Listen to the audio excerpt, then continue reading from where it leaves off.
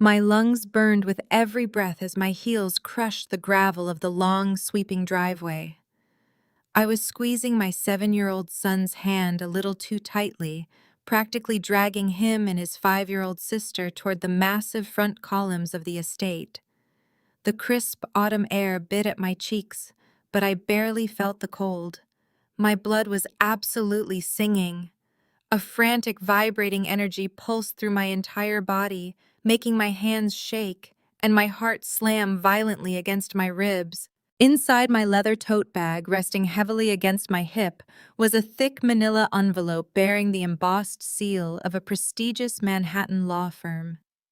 The contents of that envelope defied reality.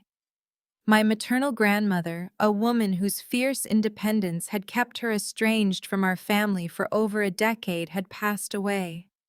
And she had left everything to me.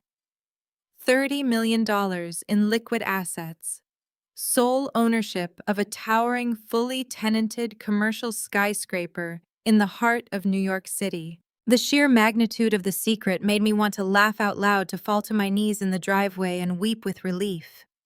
For years I had suffocated under the crushing weight of this marriage. I had endured the subtle cruelties, the financial control, and the constant feeling of being trapped in a life that was slowly erasing who I was. But now, with a few strokes of a pen from a woman who had watched my silent struggle from afar, I was free. I was powerful. I had the resources to change my children's lives forever. I rounded the final curve of the driveway, my lips already parting to call out for my husband. I wanted to see his face when I told him the news. I wanted to see the sudden shift in his eyes when he realized his wife was no longer the financially dependent woman he could dismiss. But the joyous words died in my throat. My footsteps slowed, the crunch of gravel fading into a heavy, oppressive silence. The grand front porch of the Blackwood mansion, usually empty at this hour of the afternoon, was occupied. Marcus was standing at the top of the wide marble steps. He wore his navy-tailored suit, looking every bit the wealthy, untouchable investment banker he was. But it wasn't his presence that made my stomach drop. It was the woman standing shoulder to shoulder with him. She was young, radiant, and wearing a smug, practiced smile that seemed perfectly designed to inflict maximum pain. Her hand rested casually on my husband's forearm, her manicured fingers stroking the expensive fabric of his sleeve. She leaned into him with an ease and familiarity that spoke volumes. It was a physical claim, a public declaration of territory. Behind them, arranged in a neat, insulting row on the porch, were my suitcases. They were the cheap, flimsy bags I had brought with me into this marriage, not the designer luggage Marcus had purchased for our trips to Aspen and Paris. They were stuffed to bursting zippers, straining, looking pathetic and out of place against the backdrop of the stately mansion. Standing just inside the open double doors were Maria and Elena, the senior household maids. For years, they had treated me with a thinly veiled contempt, constantly forgetting my requests, rolling their eyes when I turned my back, and taking their cues from a family that viewed me as an interloper. Now they stood with their arms crossed over their aprons, watching the scene unfold with eager, malicious curiosity. They were waiting for a show. They were waiting to watch me break. I stopped at the bottom of the steps, my breath coming in short, shallow gasps. My son tugged at my hand, looking up at me with confused, worried eyes. I gently pulled him and his sister behind me, shielding them from the hostile energy radiating from the porch. Marcus looked down at me, his handsome face completely devoid of emotion. There was no guilt in his eyes. There was no hesitation. He looked at me with the cold, detached expression of a man finalizing a tedious business transaction. He walked slowly down the first 3 steps, closing the distance between us, just enough to assert his dominance. He reached into his breast pocket and pulled out a thick stack of folded legal documents. Without a word of greeting, without a single explanation or apology, he shoved the papers directly into my chest. I reflexively brought my free hand up to catch them before they hit the ground. The bold black letters across the top page swam into focus. Petition for dissolution of marriage. The blonde woman took a delicate step forward, her heels clicking sharply against the marble. She looked me up and down, her gaze lingering on my simple wool coat and the tired lines around my eyes. Her smile widened, exposing perfectly straight white teeth. "You need to pack your bags and leave," she said, her voice dripping with artificial sweetness. "Actually, it looks like the staff has already handled the packing for you, so you just need to leave. This house has no room for a leech." The word hung in the cold air. Leech. It was the exact word Marcus's mother had always used to describe me behind closed doors.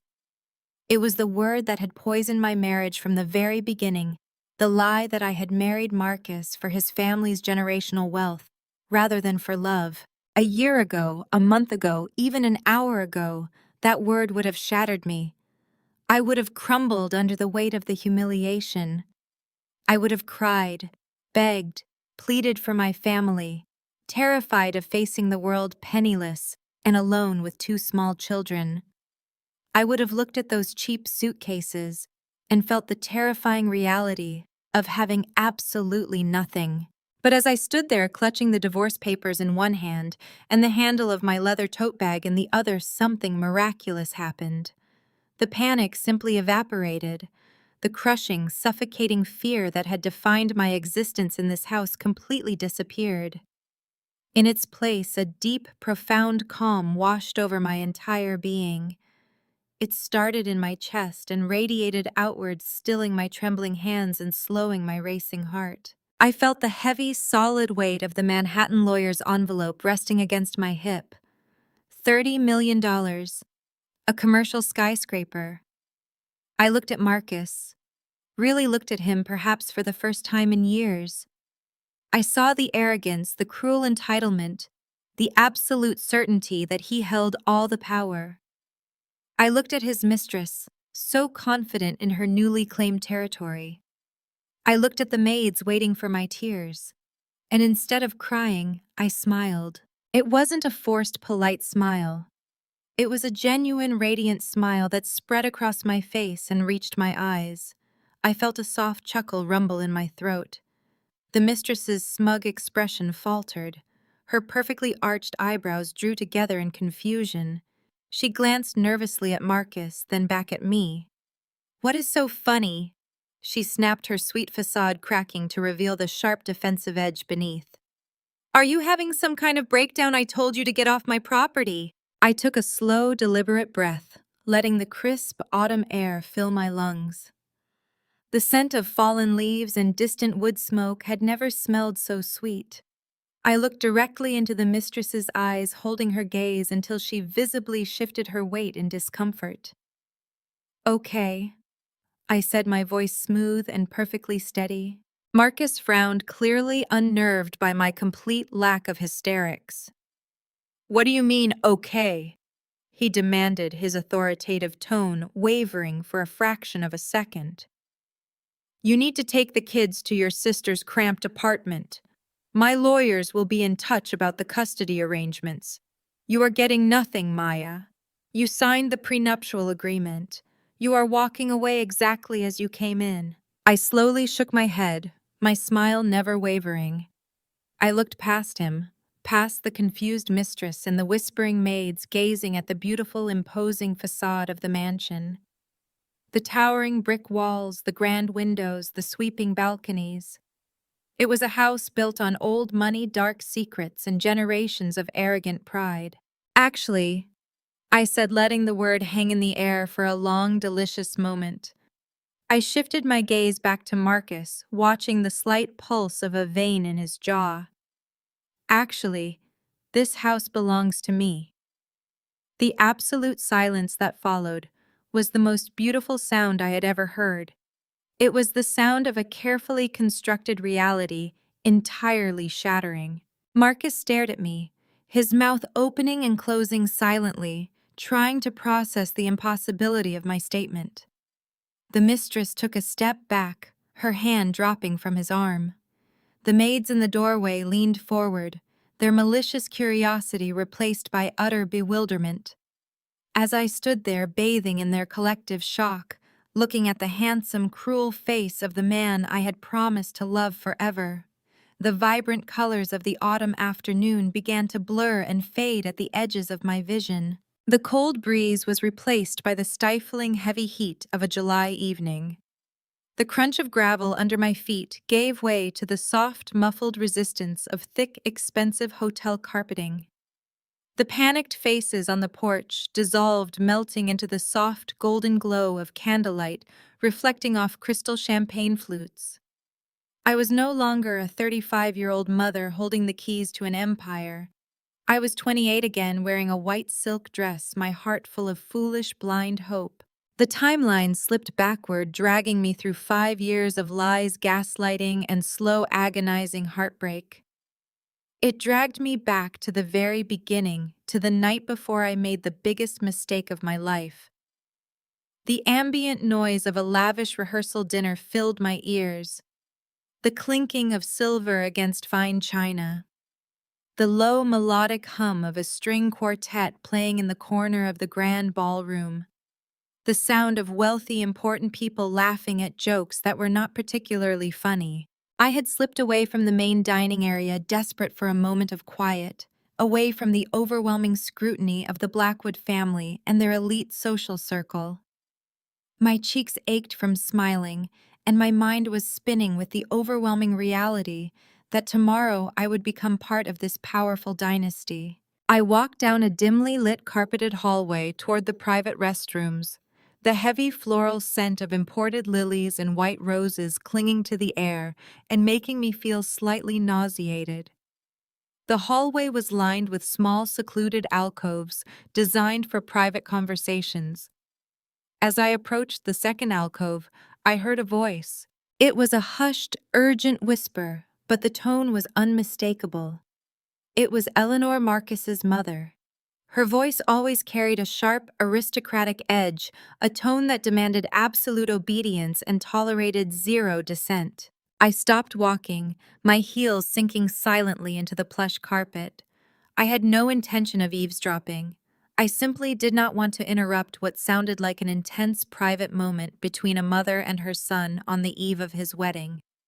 I pressed myself against the decorative wall paneling, holding my breath, waiting for them to finish so I could pass unnoticed. But then I heard Marcus's voice, low and defensive. "I know what I am doing, Mother," he whispered fiercely. "You do not need to remind me of the stakes. I have it all under control." I closed my eyes, a sudden, inexplicable knot of anxiety tightening in my stomach. There was a coldness in his voice that I had never heard before. It was not the voice of the warm, charming man who had courted me, the man who had promised to protect and cherish me. "Do you?" Eleanor hissed back, her words slicing through the heavy air of the hallway. "Because if you ruin this, Marcus, if you let your foolish sentiments get in the way of the primary objective, we will lose everything. The firm, the estate, the legacy, all of it." I pressed my hand against my chest, feeling the frantic, fluttering beat of my own heart. The primary objective. What did that mean? What stakes were they talking about? "You just need to secure her signature on that final trust document tomorrow before the ceremony," Eleanor continued, her voice dropping even lower, forcing me to strain to hear. "Once the ink is dry, the deed is locked, and she will have absolutely no idea she signed away her only leverage. You just have to play the devoted husband for a few more years until the transfer is irrevocable. Can you manage that?" The silence that followed stretched out heavy and suffocating. I waited for Marcus to defend me. I waited for him to express shock, to refuse whatever dark manipulation his mother was suggesting. I waited for the man I loved to prove that he was real. Instead, I heard the sound of him adjusting his suit jacket, a dismissive, rustling noise that would haunt my memories for years to come. "It is already done, Mother," Marcus said, his tone entirely devoid of emotion. "She trusts me completely. She will sign whatever I put in front of her." I stood frozen in the shadows of the hallway, the heavy scent of lilies suddenly suffocating, realizing too late that my nightmare had already begun. The silver spoon clinked against the delicate rim of the bone china teacup. I kept my eyes fixed on the dark, swirling liquid. The morning sun streamed through the massive bay windows of the formal dining room, casting long, elegant shadows across the polished mahogany table. It was a beautiful room, but the air inside was always freezing. Eleanor sat at the head of the table. She wore a silk morning robe that probably cost more than my first car. She was casually flipping through a society magazine, not bothering to look at me. "Maya, dear." Eleanor's voice sliced through the quiet. "Are you actually leaving the house with your hair like that?" I froze, my hand hovering over my toast. I had spent an hour perfectly styling my natural curls, making sure I looked professional for my client pitches. "Yes, Eleanor. I have 3 meetings today for my firm." Chloe, sitting across from me, let out a sharp, ungraceful snort. She did not even look up from her phone screen. "Pitch meetings. It sounds so desperate, hustling for pennies all over town when you are married to a Blackwood. It makes the family look cheap." I bit the inside of my cheek hard enough to taste copper. "I am building a business, Chloe. Hard work is not cheap." Eleanor sighed, a delicate, practiced sound of absolute pity. She raised a single manicured finger to summon Maria, the senior maid, who was refilling the orange juice pitchers at the sideboard. "Maria, please fetch Maya a different napkin," Eleanor said smoothly. "This one has a smudge. We cannot have her going to her little office looking unkempt." Maria nodded, her face a mask of obedience. "Right away, ma'am." "Actually, Maria," I said, keeping my tone polite and even, "I asked for a glass of ice water 10 minutes ago. Could I get that first?" Maria paused. She did not look at me. She looked directly past my shoulder, making eye contact with Eleanor. Eleanor gave a tiny, almost imperceptible nod. "I will bring the napkin first," Maria said. She turned on her heel and walked out of the room, her footsteps echoing sharply against the marble floors. My chest tightened. It was a small thing, a glass of water, a napkin. But it was the daily systemic removal of my dignity. In this grand estate, I was the wife of the heir, yet I commanded less respect than the stray cats wandering the estate grounds. The heavy dining room doors swung open and Marcus walked in. He looked immaculate in his tailored charcoal suit, adjusting his expensive silk tie. The room instantly warmed. He kissed his mother's cheek, patted Chloe's shoulder, and finally took the seat next to me. He smelled of rich cologne and fresh peppermint. "Morning, beautiful," he murmured, barely glancing at my face as he reached for the butter dish. I leaned in close, keeping my voice a low, urgent whisper so his mother could not hear. "Marcus, please." Maria completely ignored me again. "And your sister is sitting right here making comments about my business." Marcus continued buttering his toast with slow, deliberate strokes. He did not miss a beat. "Maya, please. Not before I have had my coffee." "I just want a little respect in my own home," I whispered, my voice trembling slightly. "Just tell them to stop." He finally turned to look at me. His handsome face was arranged in a familiar expression of disappointed patience. It was the look a teacher gives a misbehaving child. "You are being overly sensitive again," Marcus said, his tone entirely reasonable. "My mother is just old-fashioned and Chloe is young. You always read hostility into everything they do. You are creating problems where there are none. You really need to relax." I stared at him, feeling the solid ground shift beneath my feet. He delivered the lie so smoothly, with such calm authority, that for a terrifying second, I actually questioned my own reality. Was I being too sensitive? Was I imagining the disrespect? No. I knew what I saw. But arguing with him was like punching a brick wall. He made me feel like I was the one breaking the peace, like my demand for basic human dignity was a severe character flaw. I pushed my chair back abruptly. The heavy wood scraped loudly against the stone floor. "I have to get to work. My marketing firm was my only sanctuary." It was a modest exposed brick office space downtown a million miles away from the stifling toxic air of the estate. I poured every ounce of my energy into my clients. I pitched campaigns for local bakeries, boutique gyms, and small tech startups. I worked 14-hour days tracking every invoice and celebrating every small victory. It was not generational wealth, but it was honest. It was mine. But no matter how hard I worked, evening always came. I always had to return to the mansion. I would park my sensible sedan in the massive garage next to Marcus's imported sports cars. I would sit behind the steering wheel for 5 full minutes, taking deep breaths, bracing myself for the emotional war zone waiting on the other side of the door. My only real joy, my only reason for enduring the daily humiliations, lived on the second floor. I pushed open the heavy oak door to the nursery and smiled. The tension instantly drained from my shoulders. My 7-year-old son, Leo, was sitting on the plush rug, carefully stacking wooden blocks into a tall tower. Across the room, my 5-year-old daughter, Mia, was fast asleep in her toddler bed, her chest rising and falling in a peaceful rhythm.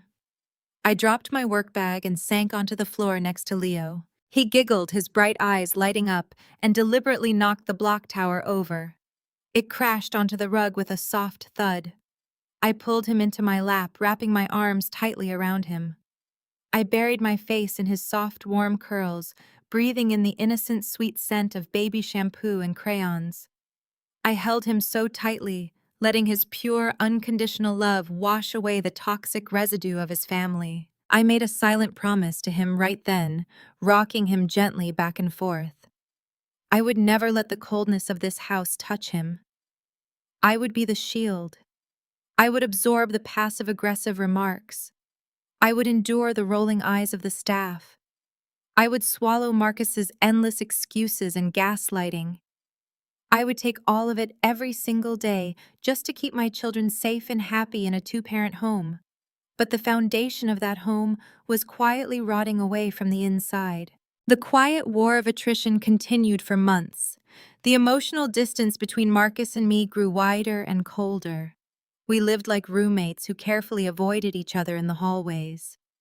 My marketing business hit a rough patch when a major client delayed their payment, and I needed to dip into our joint savings account to cover a temporary cash flow issue. When I brought it up to Marcus over dinner, he casually brushed me off. He claimed his wealth manager was actively restructuring our joint accounts for tax purposes and that the funds were temporarily tied up. He told me not to worry about it. He told me to trust him. It was past midnight. The mansion was completely silent. It was that heavy, echoing quiet that massive old houses get in the dead of night, where every shadow feels oppressive. I rolled over in our massive, king-sized bed. Marcus's side was empty. The sheets were completely cold. I sat up, pulling my silk robe tightly around my shoulders to ward off the chill. The pale glow of the moonlight spilled across the dark hardwood floor. I slipped out of the bedroom, walking softly down the grand curving staircase, intending to get a glass of water from the kitchen to soothe my dry throat. As I passed the hallway leading to the formal library, a thin sliver of yellow light caught my eye. The heavy double doors were slightly ajar. I heard Marcus's voice. It was low-hushed and completely alert. He was not working late. He was scheming. I stopped dead in my tracks, pressing my back flat against the cold plaster wall in the hallway. I held my breath, my heart pounding a frantic rhythm against my ribs, terrified that the floorboards would creak and give me away. "Yes, Mother, I am looking at the numbers right now," Marcus said quietly.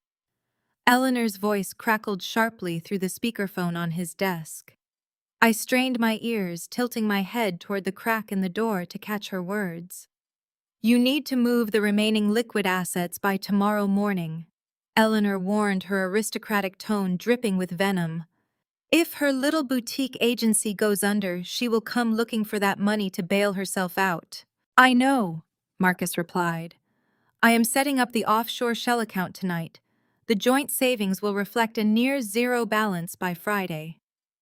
Make sure her name is nowhere near the new routing numbers, Eleanor commanded. We cannot risk her having any legal claim to the primary capital. Let her think the market took a hit. It is handled, Marcus said, his voice entirely devoid of hesitation or guilt. She does not check the statements anyway. She trusts me completely. I stood frozen against the cold plaster of the hallway, the chilling truth of his whispered words sinking deep into my bones. He was right. I had trusted him completely, and he was using that very trust to quietly strip away my security in the dead of night. I retreated to our bedroom, slipping under the heavy silk sheets, lying awake as the hours dragged into morning. When Marcus finally entered the room just before dawn, smelling of stale coffee and crisp winter air, I kept my breathing perfectly steady. I played the sleeping, oblivious wife. It was a desperate, humiliating role, but I was learning to perfect it. Over the next month, the distance between us expanded from a quiet rift into a gaping canyon. He started coming home later and later, his excuses becoming shorter and more irritated. He blamed urgent portfolio restructuring at his investment firm. He blamed volatile markets. He blamed high-stakes client acquisitions that demanded his constant attention. I knew the truth about the accounts, but I had no proof, no leverage, and no money of my own to fight back. So I did the only thing I knew how to do. I threw myself into playing the perfect, indispensable partner. I thought if I just tried harder, if I finally earned his family's elusive respect, he would remember the woman he married. He would stop pulling away. I spent 3 exhausting weeks meticulously planning his parents' 40th anniversary dinner. I wanted it to be an undeniable triumph. I hired a renowned string quartet, curated an elaborate 5-course menu with a private chef, and transformed the mansion's massive solarium into a breathtaking garden of white orchids and trailing ivy. It was flawless. The crystals sparkled under the dim lighting, and the room buzzed with the quiet, expensive murmur of the city's elite. Yet as the evening unfolded, I found myself standing alone by the towering champagne fountain. I watched my husband charm the room, a glass of scotch in his hand, looking like a complete stranger. That was when I truly noticed her. She was young, strikingly beautiful, with sleek blonde hair and a tailored designer dress that fit her just a little too perfectly for a corporate dinner. She did not move like a guest, and she certainly did not move like an employee. She moved like she already owned the room. I watched my chest tightening as she approached Marcus near the marble fireplace. She touched his forearm as she laughed at something he said. She didn't quickly pull her hand away. Her fingers lingered gently, stroking the dark fabric of his suit sleeve. She leaned in close, dipping her head so her hair brushed his shoulder, whispering something that made a slow, private smile spread across Marcus's face. It was a gesture far too intimate, far too comfortable for a junior associate at his firm. Before I could step forward to intervene, Eleanor glided gracefully across the room and intercepted them.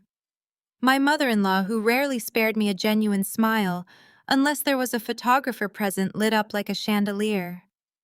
She took the young woman's hands in her own, kissing her warmly on both cheeks. "Sarah, darling," Eleanor's voice carried effortlessly over the quiet hum of the party, ensuring everyone nearby could hear. "You look absolutely radiant tonight. Marcus was just telling me about your brilliant insights on the new merger. We are simply so lucky to have someone of your caliber in our inner circle." Eleanor then turned her eyes, scanning the room until she caught my gaze by the champagne tower. Her look was deliberate, cold, and calculating. She turned her attention back to Sarah and sighed, a theatrical sound designed to inflict maximum damage.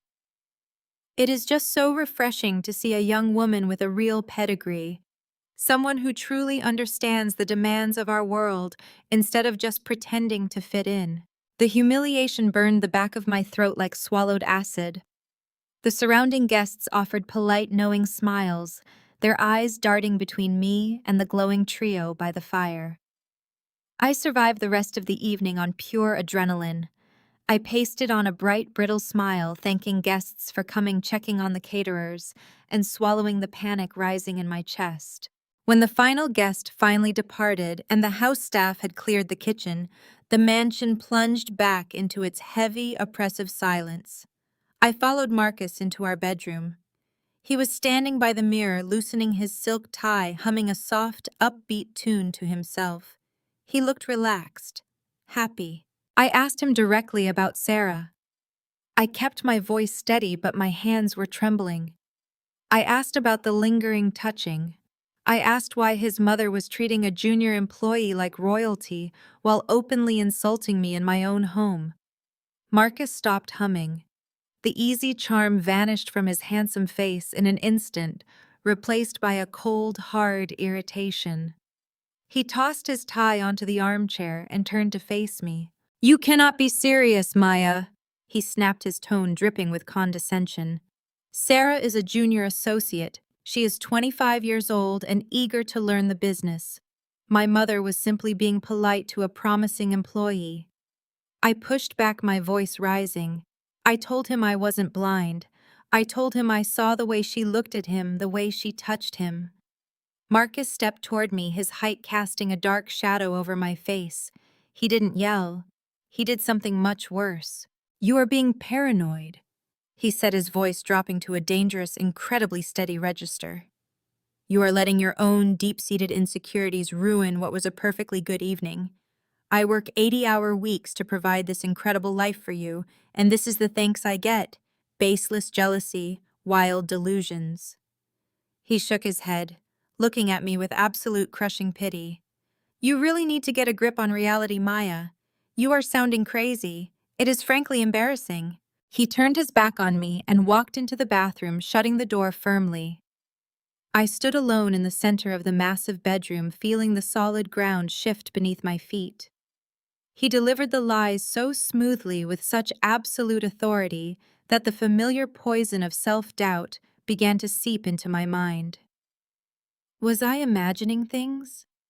Was the toxic, freezing atmosphere of this house finally breaking my grip on reality? I went to sleep that night questioning my own sanity. But reality has a ruthless way of making itself known. The next morning, Marcus left before dawn for what he claimed was an urgent breakfast meeting. The house was quiet. I was moving through the motions of my morning routine, gathering his discarded clothes from the armchair to send to the dry cleaner. I checked the pockets out of sheer habit, searching for stray pens or business cards. My fingers brushed against a stiff, folded piece of paper shoved deep inside the silk-lined breast pocket of his charcoal suit jacket. I pulled it out. It was a thermal receipt from a highly exclusive appointment-only jeweler in the downtown Diamond District. The printed date was from 2 days ago.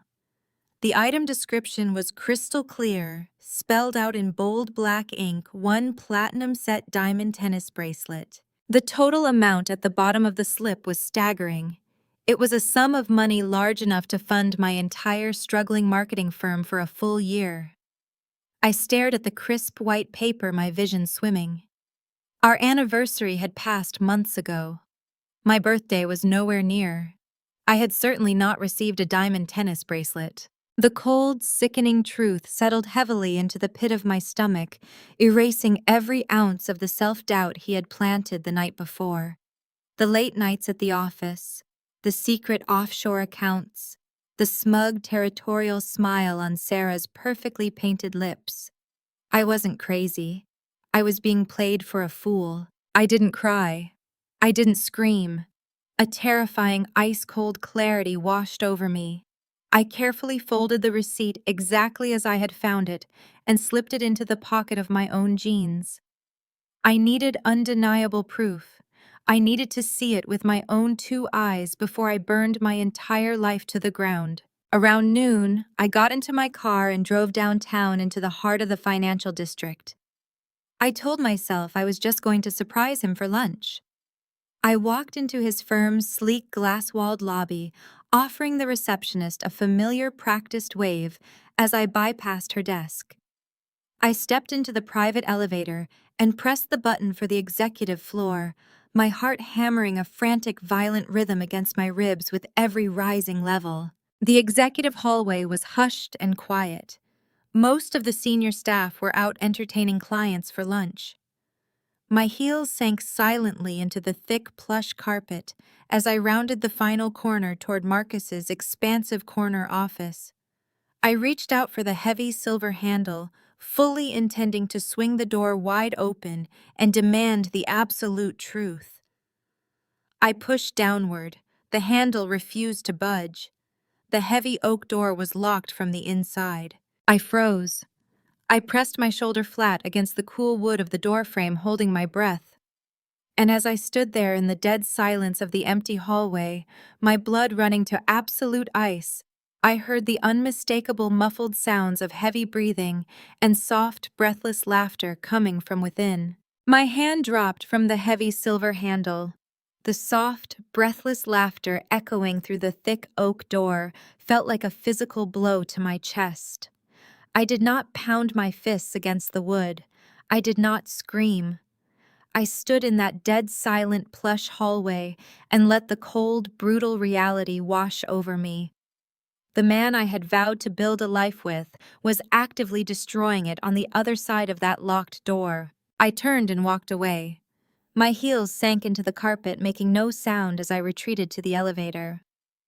I drove back to the empty mansion in a complete daze, my mind racing with a million frantic questions. When Marcus finally came home that evening, smelling of expensive mints and fresh winter air, the quiet tension in our bedroom finally boiled over. I did not mention the office door. I did not mention the heavy breathing. Instead, I demanded basic transparency. I asked direct, deeply uncomfortable questions about his schedule.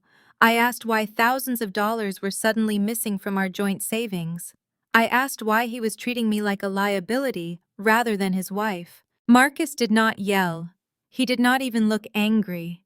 He calmly unbuttoned his cuffs and looked at me with absolute chilling indifference. He told me I was hysterical. He told me my failing little marketing business was causing me undue stress and making me lash out at the only person providing for our family. He walked into the master bathroom, shut the door, and left me standing in the cold, echoing bedroom. The real punishment began the very next morning. I drove to my office determined to bury myself in my client pitches and ignore the sinking feeling in my gut. I stopped at my usual coffee shop to buy breakfast for my small team, a weekly tradition I prided myself on. I handed the barista my sleek silver debit card tied to our joint account. The machine beeped loudly. The word declined flashed across the small screen. I smiled nervously, apologizing, and asked him to run it again. It declined a second time. My face burned with humiliation as the line of customers behind me shifted impatiently. I ended up paying with the crumpled $20 bill I kept in my glove compartment for emergencies. I called the bank the second I got to my desk. The automated voice on the other end delivered the crushing blow. My access to the primary accounts had been restricted. The primary account holder had flagged my card for excessive spending. I called Marcus immediately. He answered on the first ring, his voice smooth and entirely professional. When I demanded to know why my card was declined, he sighed heavily into the receiver. He claimed my marketing firm was bleeding money. He said he had to step in and manage our finances to protect our children's future because I was clearly incapable of doing so. He framed his absolute financial control as a burden he was bravely carrying for the family. The trap closed completely that Sunday. I was summoned to the formal living room by Eleanor's assistant. When I walked through the heavy double doors, I realized I was walking into a firing squad. Eleanor sat perfectly poised on the velvet sofa, sipping tea from a delicate china cup. Marcus sat beside her, looking appropriately solemn. Chloe leaned against the marble fireplace, her arms crossed defensively over her chest. Standing by the doorway holding a silver tray she was not actually using was Maria. The senior maid wore a faint, unmistakable smirk. Eleanor set her teacup down with a sharp clink. She did not offer me a seat. She looked at me with an expression of deep manufactured pity. She announced that the family needed to have a very difficult conversation about my financial irresponsibility. For the next hour, I was subjected to a brutal, orchestrated character assassination. Eleanor accused me of draining her son's hard-earned wealth to prop up a vanity project. Chloe chimed in, calling my business a pathetic attempt to look important. Marcus sat in silence, letting his mother and sister tear my dignity to shreds, occasionally nodding in solemn agreement. They painted me as a gold digger, a leech who had married into their prestigious family only to bleed them dry. They told me my spending habits were jeopardizing the Blackwood legacy. When I tried to defend myself to point out that I had never lived lavishly and worked 14-hour days, Eleanor simply talked over me. She warned me that if I continued to be ungrateful and combative, I would find myself very quickly removed from their world. I left the living room feeling entirely hollowed out. I retreated to the nursery, pulling my children close to my chest, breathing in the sweet, innocent scent of their hair. They were the only things tethering me to this house. I was entirely trapped. Without access to the joint accounts, I could not afford to hire a lawyer. My business revenue was tied up in unpaid client invoices. I had absolutely no safety net. I thought about calling my parents. I pictured my hard-working father who had spent 40 years working at a factory, and my mother who stretched every dollar to keep our small house warm. My stubborn pride flared up hot and bitter. I could not bear to tell them their daughter was a failure. I could not bear to let them see me broken, begging for help to escape a marriage they had gently warned me about years ago. So I swallowed my pride. I endured the condescending glances from the maids who now openly ignored my requests. I endured Eleanor's daily subtle cruelties. I endured the cold, silent nights next to a husband who was actively betraying me. I did it all to keep my children in a two-parent home, desperately praying for a miracle. The following Tuesday, Maria conveniently forgot to have the household staff clean Marcus's luxury SUV. He had a prestigious golf outing that afternoon and was furious about the state of his car. To keep the peace and to escape Eleanor's watchful eyes inside the house, I grabbed a trash bag and went out to the massive garage to clean the interior myself. The garage was quiet and cool. I moved mechanically, gathering empty coffee cups and stray dry cleaning receipts from the passenger seat. I popped the trunk to check for any leftover gym bags. The carpeted floor of the trunk was pristine, but the heavy panel covering the spare tire compartment was slightly ajar. I frowned, reaching down to push it flush against the frame. As my fingers brushed the edge of the panel, they grazed something hard and plastic, tucked into the dark crevice beside the heavy iron jack. I pulled it out. It was a cheap black prepaid burner phone. My heart slammed violently against my ribs. Marcus never used cheap electronics. His firm required high-end encrypted smartphones for all communications.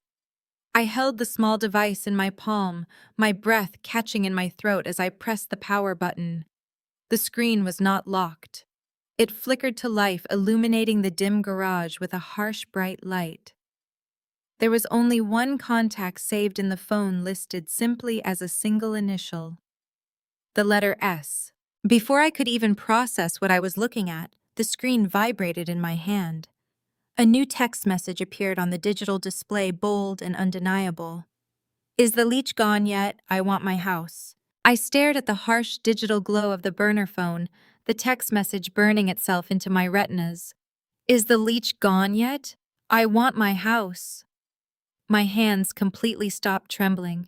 The terrible, suffocating anxiety that had plagued me for the past few months vanished, replaced by a sudden, blinding clarity. I gripped the cheap plastic device, slammed the trunk of his luxury SUV shut, and marched directly back into the house. Marcus was standing in the kitchen, casually pouring a glass of sparkling water. He looked up, his handsome face perfectly relaxed, utterly oblivious to the storm about to hit him. I walked straight up to the massive marble island and tossed the burner phone onto the smooth surface. It slid rapidly, stopping just inches from his glass. The screen was still brightly illuminated with Sarah's vicious message. I braced myself for the panic. I fully expected him to stammer, to deny it, to scramble for a pathetic excuse, or beg for my forgiveness. Instead, he simply looked down at the screen, let out a heavy sigh, and took a slow, deliberate sip of his water. "You always had a terrible habit of invading my privacy," he said, his voice completely devoid of any emotion. The sheer audacity of his response knocked the breath right out of my lungs. I demanded an immediate explanation. I raised my voice, my deep pain echoing off the high vaulted ceilings, asking how he could do this to our family, to our beautiful children. Marcus calmly set his glass down. He looked at me with eyes so cold and empty they felt completely alien. He did not yell back. He spoke in the measured, ruthless tone of a corporate raider dismantling a rival company. "Sarah makes me happy," he stated simply. "She understands the extreme demands of my life. You understand nothing but your own insecurities. I want a divorce, Maya, and I want it done quietly." I told him I would fight him tooth and nail.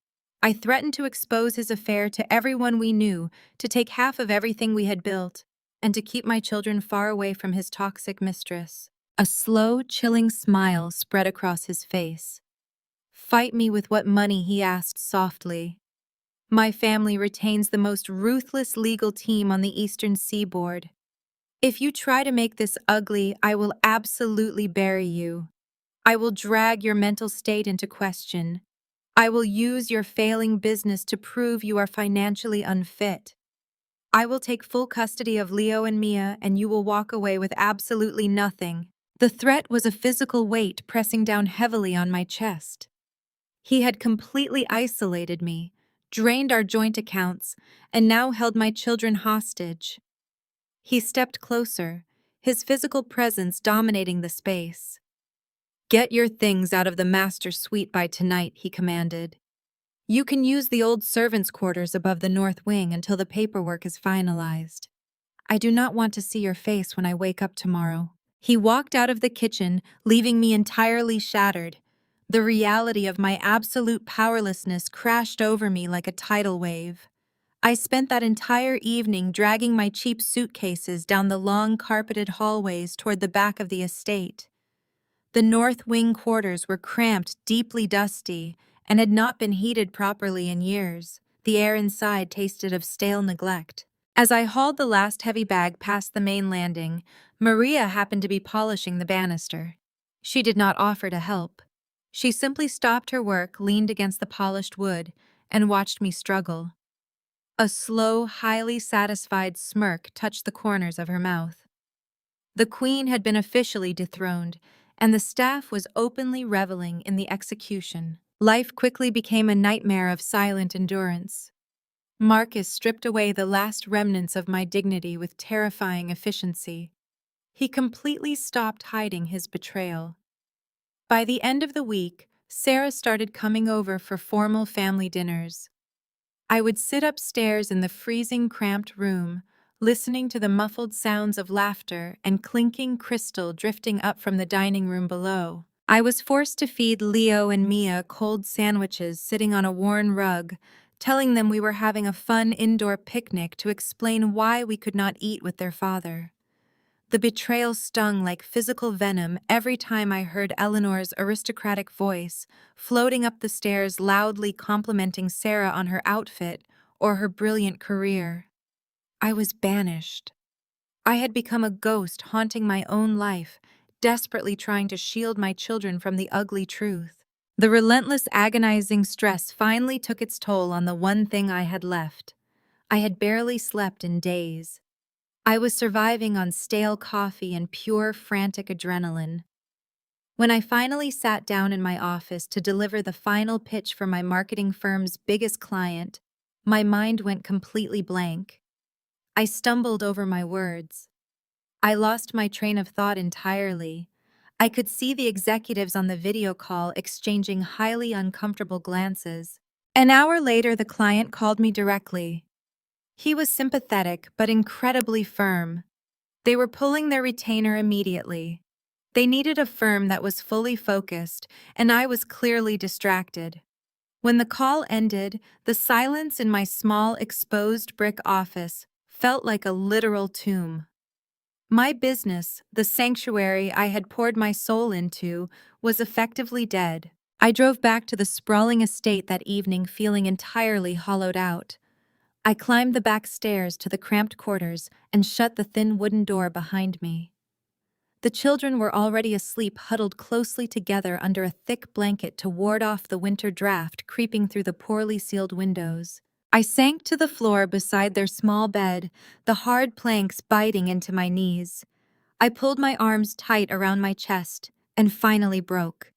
I wept silently, the tears hot and bitter against my cold skin. I had absolutely nothing left. My marriage was a lie. My business was ruined. My bank accounts were empty. I was terrified, penniless, and trapped in a house owned by people who actively wanted to destroy me. I had hit absolute rock bottom, crushed under the weight of my own stubborn pride and a husband who held all the winning cards. 3 days later, the massive house was empty. Marcus had left early for the office, leaving a heavy manila folder sitting squarely in the center of the kitchen island. I walked over and slowly opened it. It was a formal separation agreement drafted by his family's elite legal team. The terms were brutal and entirely unforgiving. I would surrender all claims to any marital assets. I would receive zero alimony. We would share joint custody on paper, but he would maintain primary residential control. If I signed it, I was agreeing to let him erase me completely. If I did not sign it, he would drag me through a vicious court battle I could not possibly afford, risking my right to see my children at all. I sat down heavily at the large marble table. The cold stone seeped through my thin sweater. I picked up the heavy silver pen he had deliberately left beside the document. My hand shook violently. The ink hovered just millimeters above the final signature line. I felt the very last ounce of fight drain out of my tired body. I was completely ready to surrender. I closed my eyes, took a ragged, shaky breath, and lowered the pen to the paper. Before the tip could touch the page, the sharp, sudden chime of the front doorbell echoed loudly through the silent mansion. I waited a moment for Maria or one of the other maids to answer it, but the house remained dead quiet. She was likely taking her morning break, deliberately ignoring her duties, knowing Eleanor was not around to scold her. I set the silver pen down. My legs felt like lead as I walked slowly out of the kitchen through the grand foyer and pulled open the heavy front double doors. Standing on the vast front porch was a courier in a crisp, professional uniform. He was not holding a standard package. He held a thick, heavy envelope bound tightly with certified security tape. In the upper left corner, embossed in thick black lettering, was the name of a highly prestigious Manhattan law firm. I stared at the embossed black lettering on the heavy envelope, my heart doing a strange, uneven flutter against my ribs. I signed the courier's electronic pad with a hand that was still shaking from the near surrender at my kitchen table. Once the heavy front doors clicked shut, I carried the package back to the marble island, entirely ignoring the brutal separation agreement waiting for my signature. I tore open the certified security tape. Inside was a formal letter printed on thick, cream-colored cardstock. It was not a threat from Marcus's legal team. It was a notification regarding the estate of my maternal grandmother, Evelyn. She had passed away 3 days ago. The news hit me with a dull, hollow ache that temporarily cut through my own panic. My grandmother had been a fiercely independent, notoriously private woman who built a real estate empire completely from scratch. We had been estranged for over a decade, a casualty of old family pride and physical distance. The letter was a formal summons to New York City for the immediate reading of her will. I looked down at the separation agreement. Marcus was expecting me to sign my life away by dinner time. Instead, I shoved his cruel contract into a dark kitchen drawer. I packed a single overnight bag, kissed my children goodbye, while the nanny watched and left a brief voicemail for Marcus stating I had a sudden family emergency out of state. I knew he would not care enough to ask for details. The train ride to Manhattan was a blur of absolute exhaustion and lingering grief. I sat by the window watching the frozen landscape blur past, expecting absolutely nothing from this trip. Perhaps I would receive a small piece of vintage jewelry, a token of remembrance from a woman who had always kept the world at arm's length. In truth, I just wanted a legitimate reason to escape the freezing, suffocating air of the Blackwood mansion for 24 hours. The law firm was located on the 45th floor of a sleek glass building in the financial district. I arrived wearing my only clean suit, feeling entirely out of place. I sat nervously in an expansive mahogany-paneled conference room. The senior partner, an older man named Mr. Sterling, with sharp eyes and a gentle voice, handed me a glass of water before taking the seat across from me. He told me that my grandmother had watched my life from afar. She had seen my quiet struggles. She had seen the boutique marketing firm I built with my own two hands. She had admired my absolute resilience, even when I felt like I was drowning in a world that did not want me. Then Mr. Sterling opened a thick leather binder. What he read to me over the next 20 minutes completely shattered my reality. My grandmother had left her entire estate to me. I sat entirely frozen, the blood rushing in my ears so loudly I could barely hear his words. I asked him to repeat the numbers, convinced the lack of sleep and extreme stress were causing me to hallucinate. Mr. Sterling did not blink. He simply turned the binder around and handed me a certified bank statement. $30 million in liquid untethered assets, and sole undisputed ownership of a highly lucrative commercial skyscraper right in the heart of New York City. The room started to spin. I pressed my palms flat against the cool mahogany table to ground myself, feeling the polished wood beneath my fingertips. $30 million. I had spent the last week agonizing over the price of winter coats for my children. I had endured the bitter humiliation of declined debit cards and the vicious, mocking smirks of household maids. I had been willing to sign away my dignity just to ensure Leo and Mia had a roof over their heads. And now, in the blink of an eye, I possessed personal wealth that rivaled the generational fortune Marcus's family guarded so fiercely. But there was a crucial condition. Mr. Sterling folded his hands, his expression growing incredibly serious. The assets were locked tight in a bulletproof, irrevocable trust. Marcus could not touch a single penny of it. His family's elite, ruthless lawyers could not penetrate the legal walls my grandmother had built. But to maintain full, undisputed control, my grandmother stipulated that I must actively and quietly manage the properties myself. She demanded proof of my competence and discretion before the trust was fully dissolved into my personal name. I walked out of that towering glass building and onto the busy, chaotic streets of Manhattan, feeling like a completely different woman. The bitter, cold wind whipped against my face, but I felt an intense, burning heat spreading through my veins. The crushing, suffocating despair that had pinned me to the floor of those freezing servants' quarters evaporated into the winter air. I was no longer the helpless, penniless wife at the mercy of a cruel husband. I had vast resources. I had undeniable power. I had the absolute means to protect my children and entirely obliterate the cage Marcus had built around me. My first burning instinct was to run back to the estate, kick open the heavy double doors, and throw the certified bank statements directly into Marcus's arrogant face. I wanted to see Eleanor's aristocratic jaw drop.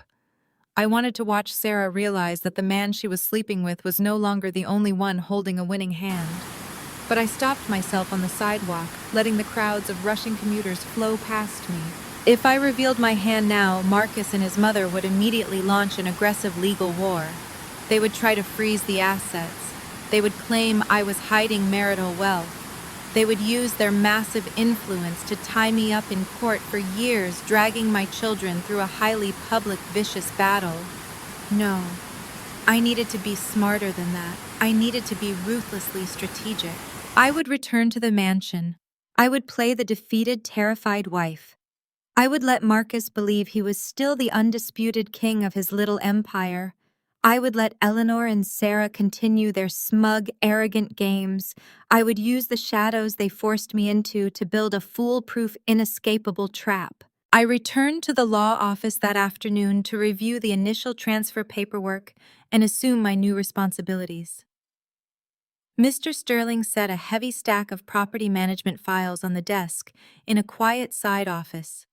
They detailed the operations of the massive skyscraper I now owned, including the financial ledgers, maintenance contracts, and the active commercial tenant leases. I sat alone in the quiet room, sipping hot coffee, feeling a profound, intoxicating sense of purpose as I flipped through the heavy pages.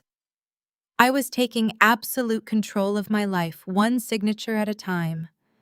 The anxiety was gone, replaced by a cold, sharp focus. I opened the thickest folder labeled Primary Commercial Tenants. I scanned the list of high-end corporate firms that occupied the prime office spaces in my new building. My eyes tracked down the columns of rental agreements, lease terms, and corporate guarantors, absorbing the sheer magnitude of the empire I was now running. Halfway down the second page, my fingers suddenly stopped. My breath caught sharply in my throat. The hot coffee settling in my stomach turned to absolute ice. I pulled the crisp document closer to my face, my eyes wide, reading the bold black ink over and over again to ensure I was not completely losing my mind. Listed right there, holding a 10-year ironclad lease for the entire 42nd floor of my skyscraper, was the name of the primary tenant. It was Marcus's flagship investment firm. The heavy oak doors of the Blackwood mansion felt different when I pushed them open that evening. They no longer felt like the gates of a suffocating prison. They felt like the entrance to a stage, and I was stepping into the most important performance of my life. I walked into the grand foyer, slumping my shoulders and keeping my gaze fixed on the polished marble floor. I let the exhaustion of the past few weeks naturally paint my face in shades of defeat. Marcus was in the formal living room pouring a scotch. Sarah was curled up on the velvet sofa, her legs draped over his thigh, wearing one of his expensive cashmere sweaters. The sheer disrespect of it would have crushed me a week ago. Now it just added fuel to a massive, roaring fire burning in my chest. "You are back," Marcus noted, barely glancing up from his glass. "Did you manage to sort out whatever little family crisis pulled you away from packing your things?" "Yes," I murmured, making my voice sound small, timid, and thoroughly beaten. "It is handled." Sarah let out a soft, mocking laugh, taking a sip from her own glass. "You should probably hurry upstairs. Maria moved the last of your cheap boxes into the servants' quarters this afternoon. It is quite the downgrade, but honestly, it suits you so much better." I did not react. I did not raise my voice or try to defend my dignity. I just nodded slowly, keeping my eyes downcast, and walked past them toward the narrow back staircase. Every condescending chuckle, every whispered insult that followed me up those stairs was a deposit into an account they had absolutely no idea I was building. Playing the victim was agonizing, forcing me to swallow my pride hour by hour, but it was the perfect, impenetrable camouflage. The unheated, cramped servants' quarters became my secret war room. Once the massive mansion fell completely silent, and I was certain Leo and Mia were fast asleep in their room down the hall, I would pull out the encrypted laptop Mr. Sterling had provided. Under the cover of darkness, wrapped in a thick blanket to ward off the freezing drafts, I began actively managing my new empire. My grandmother's legal team had rapidly established a blind LLC. Through it, I took my first taste of real freedom. I immediately wired the funds to pay off every single remaining debt attached to my marketing firm. I sat on the hard wooden floor, illuminated only by the glow of the screen, and watched the red numbers on my business accounts turn to zero. They were instantly replaced by solid, undeniable black. The relief was intoxicating. It was a heavy, suffocating chain physically lifting off my chest. Next, I went hunting for representation. I bypassed the prominent local firms Marcus's family likely had in their pockets. Instead, I quietly hired Evelyn Vance. She was a legendary, notoriously ruthless divorce attorney based out of the state capital, a woman who specialized exclusively in dismantling high net worth financial narcissists. Our consultations took place in hushed, urgent tones over encrypted video calls. Evelyn was brilliant and razor sharp. She instructed me to maintain the miserable status quo at all costs. I was to sign absolutely nothing, avoid all arguments, and let Marcus fully believe his strategy of financial strangulation was working perfectly. We needed him arrogant and comfortable. Arrogant men stop looking over their shoulders, and that is exactly when they make incredibly sloppy mistakes. To catch those mistakes, Evelyn highly recommended a private investigator. His name was David Vance, a former forensic accountant turned PY, who specialized in uncovering hidden corporate assets and untangling complex financial fraud. I funded his hefty retainer with a wire transfer that Marcus's wealth managers could not possibly trace. David moved like a ghost through the Blackwood family's financial records. Within 2 weeks, he was regularly sending me encrypted drops painting a horrifying picture of how deeply I had been betrayed. He found the offshore shell accounts Marcus had set up in the Cayman Islands. He tracked the exact routing numbers where Eleanor was illegally siphoning my portion of our joint marital funds, moving the money into a private trust under her own name. He even uncovered Sarah's active complicity. David provided hard, undeniable proof that she was signing off on fake vendor invoices at the investment firm. She was helping Marcus actively launder corporate money to fund her own designer jewelry, luxury car leases, and lavish weekend trips. They were practically handing me the heavy iron nails for their own coffins. But amidst the financial warfare, my absolute priority remained my children. I could not risk Marcus using his family's vast influence to suddenly lock me out of the estate and separate me from Leo and Mia. I needed a sanctuary. So I took my first massive tangible step of true independence. Using my heavily guarded LLC, I quietly purchased a home in a beautiful, vibrant neighborhood across town. It was a stunning modern house with a sprawling, fenced-in backyard and a giant oak tree that was absolutely perfect for climbing. It was bathed in warm, natural light, feeling entirely free of the dark, oppressive shadows and toxic history of the Blackwood estate. I furnished it in absolute secrecy, paying decorators in cash to set up a superhero-themed bedroom for Leo and a pastel reading nook for Mia. I stocked the fridge, filled the pantry, and hired a private, highly vetted nanny to manage the property while I prepared. It was our beautiful safe haven, completely invisible to Marcus and his watchful mother, ready and waiting for the exact moment the trap finally sprang shut. The days ticked by agonizingly slowly. I continued to wear my faded, cheap clothes.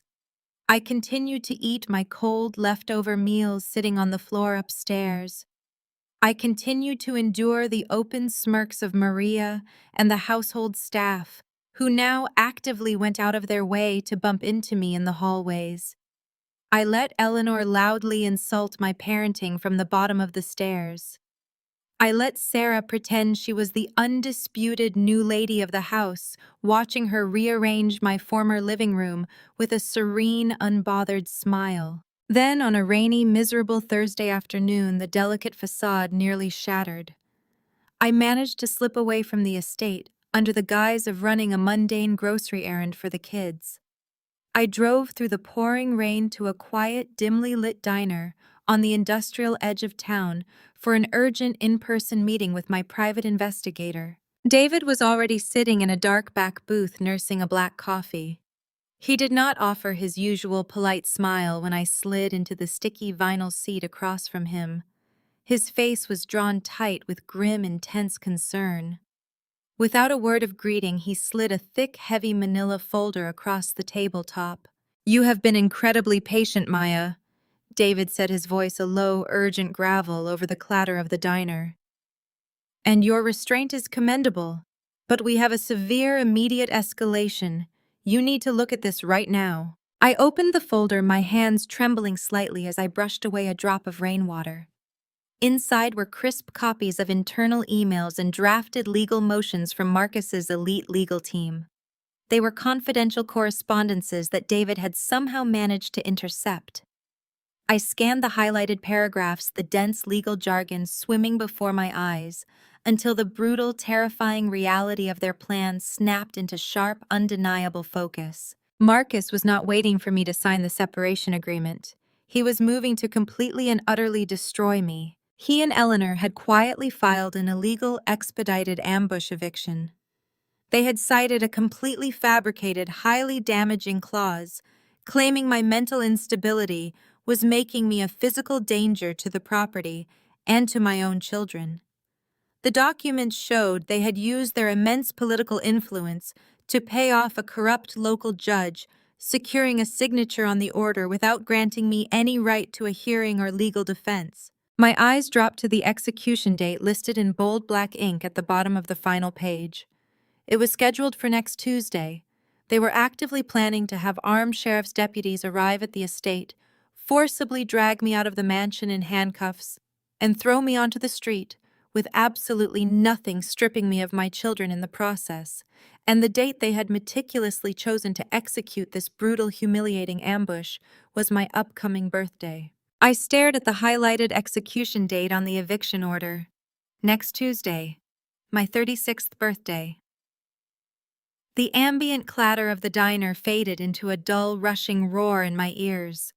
Marcus and Eleanor were not just planning to throw me on the street. They were planning a theatrical, humiliating spectacle. They wanted armed sheriff's deputies dragging me out of the estate while my children watched in terror. They bribed a judge, David said quietly, taking a sip of his black coffee. It is entirely illegal, Maya. They bypassed every standard tenant right and marital property law on the books. I closed the heavy manila folder. My hands were perfectly steady. The freezing terror they had relied on to keep me submissive was completely gone. In its place was an absolute blinding rage. "How much time do I have?" I asked. 5 days, David replied. "Evelyn can file an emergency injunction to block it, but that tips your hand. It forces you into open court before you are ready." I shook my head. "No injunction. We do not warn them." I slid the folder back across the sticky vinyl table. I need to look deeper into my grandmother's portfolio. There has to be a weakness in the Blackwoods' financial armor, something I can break before Tuesday. That night, the servants' quarters felt colder than ever. I wrapped a thin wool blanket around my shoulders and opened my encrypted laptop. The glow of the screen was the only light in the cramped room. I pulled up the digitized archives Mr. Sterling had provided. I already knew Marcus's flagship investment firm was the primary tenant in my New York skyscraper. Terminating that commercial lease would completely cripple his business, leaving him scrambling to cover millions in overhead. But it would not stop the eviction. I needed leverage over the estate itself. I started cross-referencing the Blackwood family's historical assets against my grandmother's massive web of holding companies. It was a tedious, mind-numbing process. Columns of property deeds, corporate acquisitions, and blind trusts blurred together on the screen. It was past 3 in the morning when I found a folder buried deep in a subsidiary account. It was labeled Secondary Residential Leases. I clicked the file open, rubbing my tired eyes. A scanned copy of a decades-old property deed appeared on the screen. I scrolled past the dense legal jargon, scanning the document for the physical address. My breath caught sharply in my throat. I leaned closer to the glowing screen, my heart slamming a frantic, violent rhythm against my ribs. The address listed was the exact location of the Blackwood mansion. I frantically read through the attached addendums, my mind struggling to process the impossible reality unfolding before my eyes. 20 years ago, Marcus's father had amassed staggering, catastrophic gambling debts.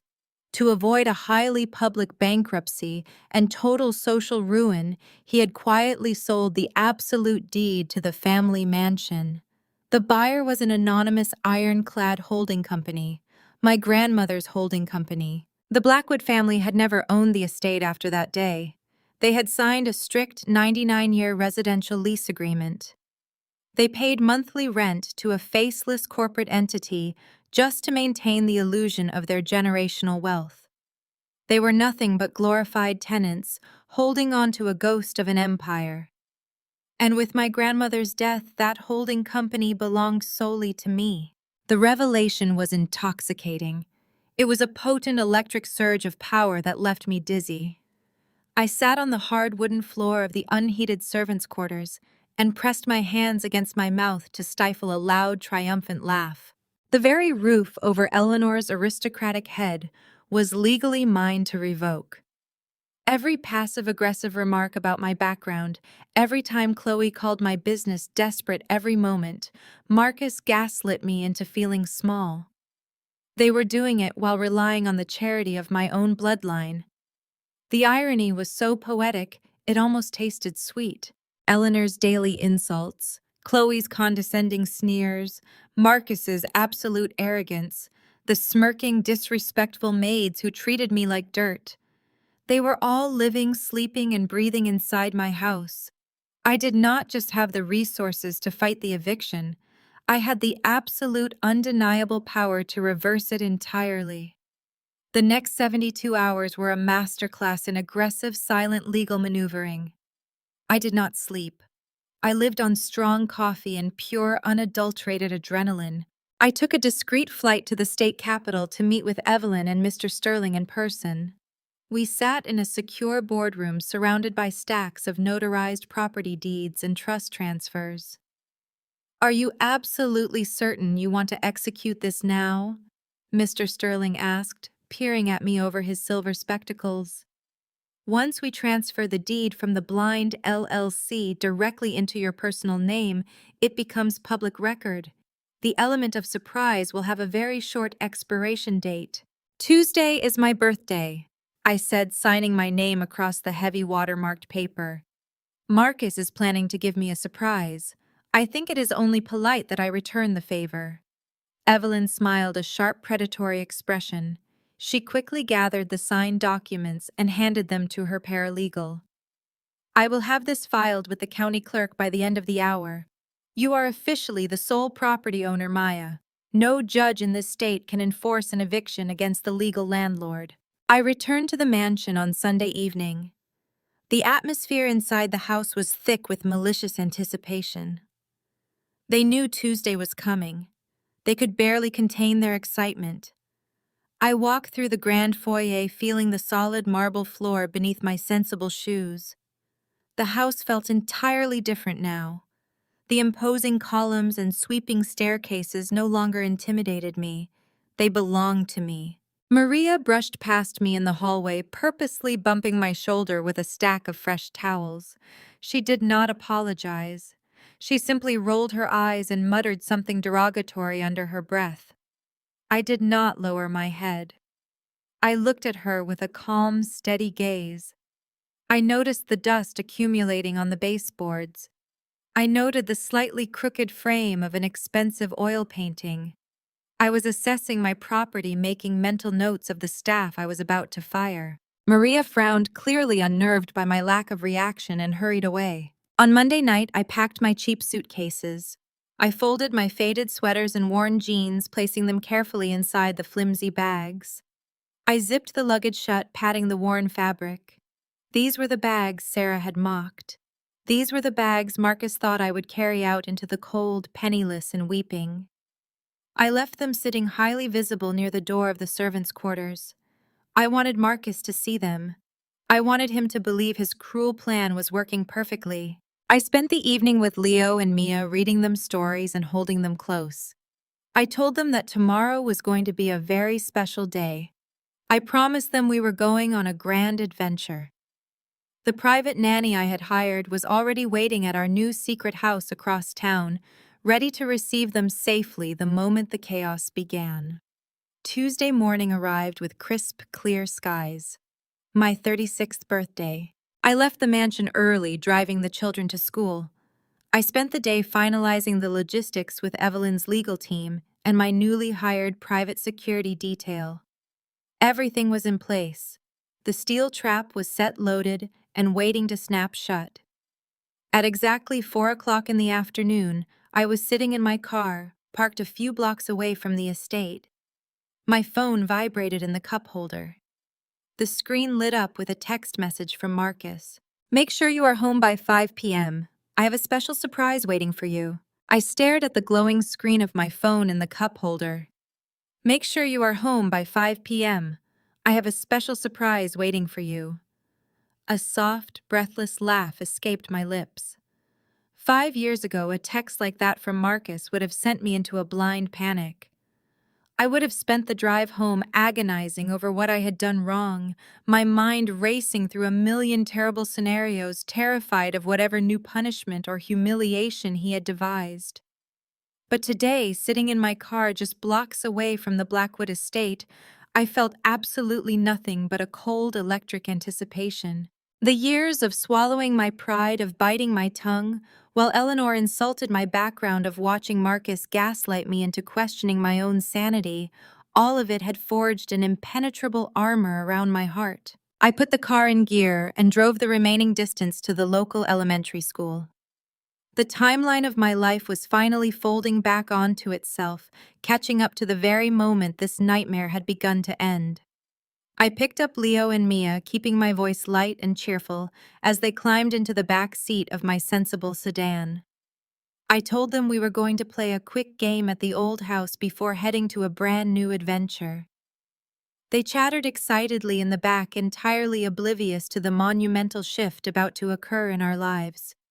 They thought we were just running a boring errand. They had no idea I was about to secure their future forever. My heart pounded a steady, powerful rhythm against my ribs as I steered the car back toward the towering iron gates of the estate. I parked near the bottom of the long, sweeping driveway. I wanted to walk the rest of the way. I wanted to feel the gravel crunching under my heels one last time, as a prisoner before I officially claimed my throne. I unbuckled my children and took their small, warm hands in mine. My lungs burned slightly with the crisp autumn air as we marched up the incline. I squeezed my 7-year-old son's hand a little tightly, practically dragging him and his 5-year-old sister toward the massive front columns of the estate. The sheer scale of the property, which used to make me feel so incredibly small, now just looked like an asset on a ledger. Inside my designer leather tote bag resting heavily against my hip was not just the $30 million trust portfolio from my fierce grandmother. It was the absolute recorded and publicly filed deed to the ground my husband was currently standing on. The heavy manila envelope felt like a shield of pure titanium, radiating a warmth that chased away the autumn chill.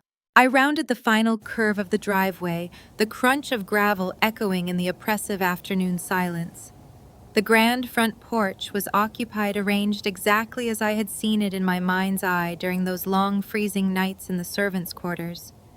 They had orchestrated a theatrical execution. Marcus stood at the top of the wide marble steps, immaculate in a navy-tailored suit. He looked every bit the wealthy, untouchable investment banker he believed himself to be. Sarah was standing shoulder to shoulder with him, her hand resting casually on his forearm, wearing that smug, territorial smile designed to inflict maximum pain. Standing just inside the open double doors were Maria and Elena, the senior household maids, their arms crossed as they waited eagerly to watch me break. And standing slightly behind my husband, surveying her conquered lands, was Eleanor. Lined up on the porch, serving as the ultimate calculated insult, were my cheap, flimsy suitcases. They were the worn bags I had brought with me into this marriage, stuffed to bursting and looking completely pathetic against the stately brick backdrop. They wanted to remind me of where I came from. They wanted to highlight my lack of generational wealth. I stopped at the bottom of the steps. My breath came in short, shallow gasps, feigning the absolute terror they expected to see. My son tugged at my hand, looking up at me with confused, worried eyes. I knelt down on the cold gravel, completely ignoring the hostile stares burning into my back from the porch. I looked at Leo and Mia, offering them my brightest, most reassuring smile, and tucked a stray curl behind my daughter's ear. A moment later, the side door of the guest house opened. My newly hired nanny, a warm and fiercely protective woman named Clara, stepped out onto the driveway. I had arranged for her to wait right there, hidden from the main house's view, ready for this exact moment. I kissed my children's foreheads and gently guided them toward Clara. I promised them I would only be a few minutes and that Clara had a special treat waiting for them in her car. They eagerly took her hands and disappeared behind the thick hedges, safely insulated from the brutal war zone I was about to walk into. I stood back up, smoothing the front of my simple wool coat. The air grew thick and incredibly heavy as I turned to face the porch alone. The psychological warfare they thought they were waging was entirely predictable. They had arranged themselves like a firing squad, intending to completely crush my spirit in front of the staff, to strip away my last ounce of dignity before tossing me onto the street. They wanted me to beg. They were wholly unaware that they were stepping directly onto a live landmine. Marcus looked down at me, his handsome face completely devoid of any guilt or hesitation. He looked at me with the cold, detached expression of a man finalizing a tedious, unpleasant business transaction. He walked slowly down the first 3 steps, closing the distance between us, just enough to assert his physical dominance. He reached into his breast pocket and pulled out a thick stack of folded legal documents. He did not say hello. He did not offer a single word of explanation or apology. He shoved the papers directly into my chest with a harsh, dismissive thrust. I reflexively brought my free hand up to catch them before they hit the ground. The bold black letters on the first page swam into focus. Petition for dissolution of marriage.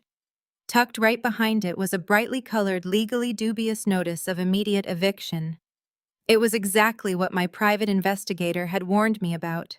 Sarah took a delicate step forward, her heels clicking sharply against the marble. She looked me up and down, her gaze lingering on my sensible shoes and the tired lines around my eyes, with absolute unadulterated disgust. "You need to pack your bags and leave," she said, her voice dripping with artificial sweetness. "Actually, it looks like the staff has already handled the packing for you, so you just need to leave. This house has no room for a gold-digging leech." Eleanor stepped up right behind Sarah, resting a highly maternal, approving hand on the younger woman's shoulder. "It is time for you to face reality, Maya," my mother-in-law said, her aristocratic tone laced with heavy venom. "You tried to drain my son dry, but the well is officially closed. You are walking away with exactly what you brought into this family. Absolutely nothing. I suggest you call your working-class parents to come collect you." I looked at the fake eviction notice in my hand. It cited mental instability and emergency residential removal. It was a vicious, illegal piece of paper signed by a corrupt judge they had paid off with their immense political influence. It was a document designed to terrify a helpless, dependent woman into utter submission and panic. But as I stood there, a deep, profound calm washed over my entire being. The suffocating fear that had defined my existence in this house completely evaporated into the crisp autumn air. I felt the solid, undeniable weight of the genuine trust documents resting inside my designer bag. I looked at Marcus, really looking at the arrogant entitlement in his dark eyes. I looked at Sarah, so blindly certain of her newly claimed territory. I looked at Eleanor, resting on the laurels of a generational supremacy that no longer existed. I looked at the smirking maids in the doorway who had mocked my pain for years.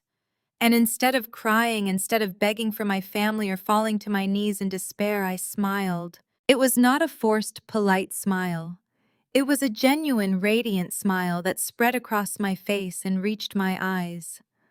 I let out a soft, melodic chuckle that echoed loudly against the imposing brick facade of the mansion. The smug expressions on the porch faltered instantly. Sarah's perfectly arched eyebrows drew together in deep, unsettled confusion. She glanced nervously at Marcus, then back at me, her posture stiffening. "What is so funny?" She snapped, her sweet facade cracking to reveal a sharp, highly defensive edge. "Are you having some kind of breakdown? I told you to get off my property." I took a slow, deliberate breath, letting the scent of fallen leaves fill my lungs. I reached into my heavy leather tote bag and pulled out my own stack of heavily notarized, indisputable legal documents. The crisp, thick paper felt like a drawn sword in my hands. The power dynamic in the air flipped violently, the silence growing suffocating and incredibly tight as they stared at the official county seals glinting in the afternoon sun. I watched the absolute certainty in Marcus's eyes begin to waver. I looked Sarah dead in the eye, my smile never wavering for a fraction of a second. I raised my hands and slowly, deliberately tore Marcus's fake eviction notice straight down the middle. I let the torn pieces flutter harmlessly to the gravel at my feet. "Actually," I said, my voice smooth and echoing with absolute authority, "this house belongs to me." Marcus let out a sharp, barking laugh that echoed across the wide front porch. It was a sound of pure, unadulterated disbelief, loud and completely devoid of humor. He looked at Sarah, shaking his head slowly, as if I were a confused child who had just wandered into an adult conversation and spoken out of turn. He actually chuckled, adjusting his expensive silk tie. Eleanor stepped forward, moving with the aggressive, practiced grace of a woman who was used to crushing people beneath her heel. She smoothed the front of her tailored blouse, her aristocratic features twisting into a sneer of absolute disgust. She did not look at me as an equal. She looked at me like a stain on her marble steps. She turned her head slightly, projecting her voice toward the open double doors where the maids were watching. She demanded that Maria call estate security immediately. She declared that the stress of the divorce had clearly triggered a psychotic break, and she wanted me physically dragged off the gravel before I upset the neighbors. I did not raise my voice. I did not step back. The frantic, terrified woman they had relied on to beg and plead was completely gone. I simply turned my attention to the man standing silently near the grand pillars, holding a heavy leather briefcase. It was Richard, the Blackwood family's high-priced, incredibly ruthless estate attorney. He had been standing there with a smug, self-satisfied grin, fully expecting to supervise a quick, humiliating eviction. He was waiting for my tears. I held out the thick stack of watermarked, notarized papers. I kept my hand perfectly steady. I looked directly into Richard's eyes and suggested he might want to review the official chain of title before his client committed a federal crime on my property. Richard hesitated. He glanced at Marcus, who offered a dismissive, arrogant wave of his hand. Richard sighed heavily, an exaggerated sound of profound boredom, and stepped down the marble stairs. He snatched the heavy stack of papers from my hand, adjusting his silver-rimmed glasses. He opened the first page with casual arrogance, expecting to find desperate fabricated nonsense. Within seconds, the smugness entirely vanished from the lawyer's face. It was an incredible cinematic transformation. The healthy color completely drained from his cheeks, leaving his skin a sickly, ashen gray. His eyes widened behind his lenses, darting frantically across the heavy legal seals and the unmistakable county clerk stamps. His hands actually began to tremble. The thick, crisp paper rattled loudly in the quiet afternoon air, the sound slicing through the heavy tension on the porch. Marcus noticed the shift immediately. The arrogant smile slid off his handsome face. He took a hesitant step down the stairs, his brow furrowed in deep, sudden confusion. He demanded to know what the document said. He ordered his lawyer to stop playing games and throw the papers in the trash. Richard slowly lowered the documents. He did not look at me. He looked up at Marcus with wide, absolutely terrified eyes. The kind of look a man gives just before a building collapses. He leaned in close, his voice dropping to a shaky, breathless whisper that carried perfectly in the dead silence. He told Marcus that the county seals were undeniably real. He told him the transfer of deed was fully executed, publicly filed, and legally binding. He swallowed hard, his Adam's apple bobbing in his throat, and confirmed that I was the sole absolute legal owner of the entire estate. The silence that followed was suffocating. It was thick and heavy, pressing down on the porch like a physical weight. Marcus lunged forwards and snatched the documents directly from his lawyer's trembling hands. His eyes darted frantically across the legal jargon. He read the name of my grandmother's holding company. He read the historical lease agreements his father had signed in secret to cover his gambling debts. And then he read my name printed in bold black ink as the absolute undisputed owner of the ground he was standing on. His chest started heaving. His breathing became ragged and shallow. The arrogant, untouchable investment banker was suddenly struggling to draw air into his lungs. The reality of his family's darkest, most humiliating financial secret was sitting right there in his hands, weaponized by the woman he had treated like a peasant. Sarah shifted her weight nervously. Her perfectly manicured hand dropped completely away from Marcus's arm. Her territorial confidence was evaporating by the second. She stepped forward, her voice sharp and demanding, asking Marcus what was going on. She wanted to know why he was shaking. I looked directly at her, letting the cold, brutal reality of her situation sink into her bones. I did not blink. I told her she was currently trespassing on my front porch. I told her that the wealthy, powerful man she was sleeping with was nothing more than my tenant, and his lease was officially up. Marcus tried desperately to recover. He crushed the papers in his fist, his handsome face flushing with a sudden violent panic. He stammered, his authoritative tone cracking. He shouted that a house deed changed absolutely nothing. He claimed his investment firm was still making millions. He swore he would tie me up in divorce court for decades, ensuring I never saw a single penny of his corporate wealth. He told me I was still just a failing marketing consultant playing out of my league. I took a slow, deliberate step up the marble stairs, closing the physical distance between us. I let a genuine, radiant smile spread across my face. I told him he did not need to worry about splitting his marital accounts. I kept my voice perfectly smooth and conversational. I informed him that my fiercely private grandmother had just passed away, leaving me $30 million in liquid, untouchable assets. I watched his jaw physically drop. His dark eyes glazed over with absolute shock. The staggering number hung in the crisp autumn air, completely paralyzing everyone on the porch. But I was not finished. The trap I had spent weeks carefully building in the freezing servants' quarters was finally ready to snap shut. I reached into my designer leather tote bag and pulled out a second heavily sealed envelope. I handed it directly to Marcus, pressing it firmly against his chest until his shaking hands took it. I informed him that my massive inheritance also included sole ownership of a highly lucrative commercial skyscraper in the heart of New York City. The exact skyscraper where his flagship investment firm occupied the entire 42nd floor. I watched the absolute horror dawn on his face as his mind connected the dots. I delivered the final crushing blow without a single ounce of pity. I told him his firm was in severe breach of the building's ethical conduct and financial transparency clauses. I informed him that his commercial lease was being terminated, entirely effective immediately. Sarah let out a sharp, audible gasp. The realization hit her like a physical strike to the stomach.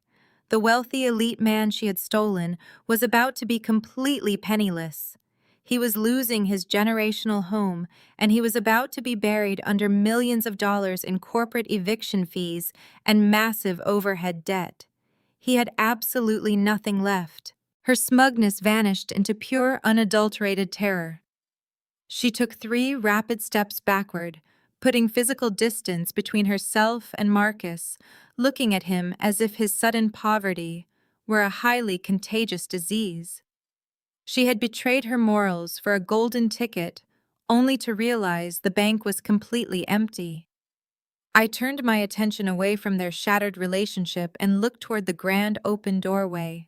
Maria and Elena, the senior maids who had openly mocked my pain, who had rolled their eyes at me and smirked while packing my cheap suitcases, were standing completely frozen. The malicious curiosity had entirely vanished from their faces. They were clutching their white aprons, their eyes darting nervously toward the driveway. They were realizing with creeping, undeniable dread that the woman they had treated like dirt for years was their actual legal employer. I looked at Maria with a calm, unblinking stare.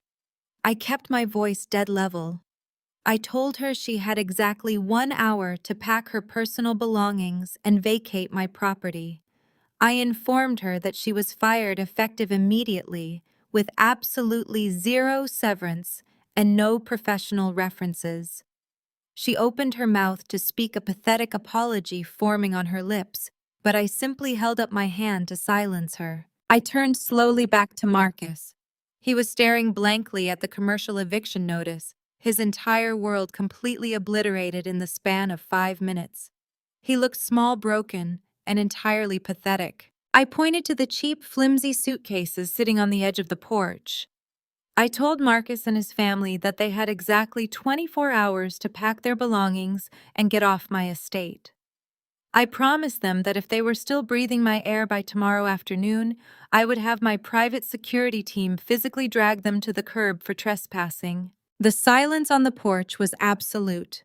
The psychological warfare they had planned was entirely dismantled, crushed under the weight of irrefutable legal facts. Marcus did not argue. He did not scream. He simply stood there, paralyzed by the sheer magnitude of his own ruin. But his mother was a completely different story. Eleanor could not process the defeat. The idea of losing her grand generational home, of being evicted by a woman she viewed as completely beneath her, entirely shattered her grip on reality. Her face flushed a deep, dangerous purple. The veins in her neck bulged aggressively against her expensive pearl necklace. The aristocratic facade melted away, revealing a desperate, vicious panic. She let out a sudden, ear-piercing scream that echoed violently across the manicured lawns. Her hands curled into tight, shaking claws. Refusing to accept the irrefutable truth staring her in the face, she lunged violently down the marble steps, directly toward me, screaming at the top of her lungs that I had manipulated the documents, threatening to call the police and have me locked away in a cell for massive corporate fraud. Eleanor's manic, violent lunge didn't even reach me. Richard, the Blackwood family's high-priced estate attorney, completely panicked at the sight of a physical assault in front of witnesses. He lunged forward and grabbed Eleanor by the shoulders, forcefully pulling her back before her manicured claws could even graze my coat.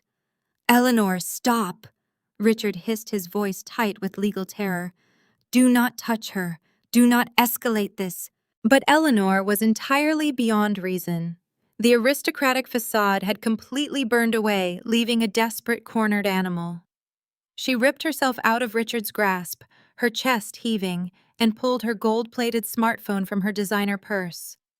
Her fingers jabbed violently at the screen as she dialed 911. "Help me send officers immediately to the Blackwood estate," she screamed into the receiver, her voice echoing shrilly across the manicured lawns. "There is a deranged, mentally unstable woman trespassing on our property. She is threatening my family and committing massive corporate fraud. Send armed units right now." She slammed the phone down and pointed a shaking, furious finger at me. "You are going to prison, Maya. You are going to be locked in a federal cell for the rest of your pathetic life. You think you can forge a few papers and steal my legacy? The police will physically drag you out of here." I didn't move. I didn't flinch. I just stood there on the cold marble, feeling the solid, undeniable weight of the genuine trust documents in my hand. I let the crisp autumn breeze wash over me, waiting in absolute perfect silence. Within 4 minutes, the wail of sirens pierced the quiet, affluent neighborhood. The sound bounced off the sprawling mansions, growing louder and more urgent, until 2 local police cruisers tore through the open iron gates. They sped up the long, sweeping driveway, their tires crunching aggressively over the gravel, red and blue lights flashing violently against the grand brick facade of the estate. Eleanor immediately shifted gears. The moment the officers stepped out of their vehicles, hands resting cautiously on their duty belts, she transformed back into the distressed, highly respectable matriarch. "Officers, thank God you are here," Eleanor gasped, pressing a hand to her pearl necklace, playing the victim with Oscar-worthy precision. "Arrest this woman immediately. She is a disgruntled soon-to-be ex-wife who has lost her mind. She is forging property deeds and attempting to extort our family." The lead officer, a stern-faced man with graying temples, started to step forward. "Ma'am, I need you to step away from the—" Before he could even finish his sentence, the deep, synchronized rumble of heavy engines interrupted him. Rolling smoothly up the driveway, parting the sea of flashing police lights, came three sleek, pitch-black SUVs. They parked in a strict tactical line directly behind the police cruisers. The doors opened in perfect unison. My private security detail stepped out first, securing the perimeter, followed immediately by Evelyn Vance. Evelyn stepped onto the gravel in a razor-sharp charcoal suit, carrying a thick leather briefcase. She looked like a general stepping onto a conquered battlefield. Right behind her was Mr. Sterling, looking deeply solemn, flanked by two more elite legal associates. Evelyn didn't even look at Marcus or Eleanor. She walked straight past them, marching directly up to the lead police officer, and handed him a pristine, heavily sealed and watermarked folder. "Officer, my name is Evelyn Vance. I am the senior legal counsel representing the sole lawful property owner of this estate, Maya," Evelyn stated, her voice projecting absolute, undeniable authority. "Inside that folder, you will find the authenticated, publicly filed property deed, the executed trust transfers, and a recorded commercial eviction notice. This is a civil matter regarding hostile trespassing tenants. My client is well within her rights to be standing on her own front porch." The officer frowned, opening the folder. He read the documents carefully, his eyes scanning the raised county seals and the undeniable legal signatures. I watched his posture shift. The suspicion vanished, replaced by profound realization. He closed the folder and looked up at Marcus and Eleanor. "Mr. Blackwood," the officer said, his tone turning noticeably cold. "These documents are fully certified by the county clerk. This woman is the sole legal owner of this estate. We cannot remove her. In fact, if she formally requests that you vacate the premises, you are the ones who are legally required to leave." Eleanor let out a strangled, horrified gasp. She stumbled backward, bumping blindly into a stone pillar. But the flashing police lights had done exactly what I hoped they would do. The Blackwood estate was normally a fortress of absolute privacy, insulated from the outside world. But sirens and flashing lights draw eyes, especially in a neighborhood of bored, incredibly wealthy socialites. Down at the bottom of the long driveway, just past the open iron gates, I could see the neighbors gathering. The Worthingtons, the Vanderbilts, the CEOs, and country club gossips had stepped out of their evening strolls. They had parked their luxury sports cars along the curb, drawn like moths to the spectacle. They were watching the untouchable Blackwood family being confronted by police on their own front lawn. Eleanor noticed the growing crowd. The color completely drained from her face, leaving her skin a sickly ashen gray. Her absolute worst nightmare was not losing money. It was losing her flawless, aristocratic reputation. I stepped forward to the very edge of the marble porch. I made sure my voice was loud, clear, and carried beautifully in the crisp autumn air, projecting directly toward the driveway and the gossiping audience beyond. "Since you wanted a public spectacle, Eleanor, let's give them one," I announced, my voice ringing like a bell. "Why don't we discuss exactly why you are being evicted? Let's talk about the offshore shell accounts in the Cayman Islands. Let's talk about how you, the esteemed high society matriarch of this neighborhood, have been illegally siphoning my portion of the marital funds into a private trust under your own name to maintain the illusion of your dead family wealth." Eleanor let out a sharp cry, raising her hands to cover her face as the whispers from the street grew louder. I turned my fierce, unblinking gaze to Marcus. He was sweating profusely now, his tailored suit suddenly looking 2 sizes too big, his hands trembling at his sides. "And you, Marcus?" I projected, pointing directly at his chest. "Did you tell Sarah how you actually funded her designer jewelry? Did you tell her how you paid for those lavish weekend trips to Aspen while telling me we needed to tighten our household budget?" I reached into my designer tote bag and pulled out the thick stack of forensic accounting records David Vance had compiled. I tossed them forcefully into the air. The heavy packets of paper burst open, scattering in the evening breeze, fluttering down the marble steps and landing on the gravel in front of the police. "He embezzled it!" I shouted for the entire neighborhood to hear. "He embezzled millions from his own clients. He actively laundered corporate money through fake vendor invoices at his investment firm, and he did it with the active documented assistance of his lovely mistress standing right there." The collective gasp from the street was audible. The facade of the perfect old money Blackwood family was completely destroyed, shattered into a million irreparable pieces in broad daylight. Sarah looked at the financial records scattered across the porch, and then she looked at Marcus's terrified, completely silent face. The brutal reality of the situation finally pierced her arrogant territorial delusion. The commercial lease on Marcus's firm was terminated.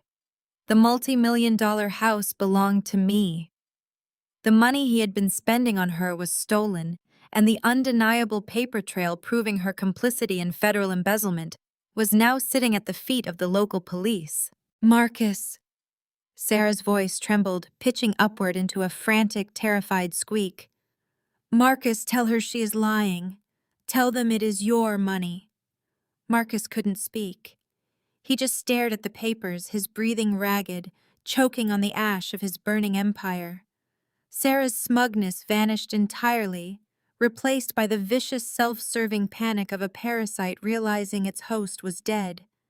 She turned on him with breathtaking speed. "You lied to me!" she screamed, her voice cracking with hysteria as she began hitting his chest with her expensive handbag. "You told me you were a multimillionaire. You told me she was just a broke, desperate loser you were dumping. You are completely penniless. You dragged me into federal embezzlement." "Sarah, shut up!"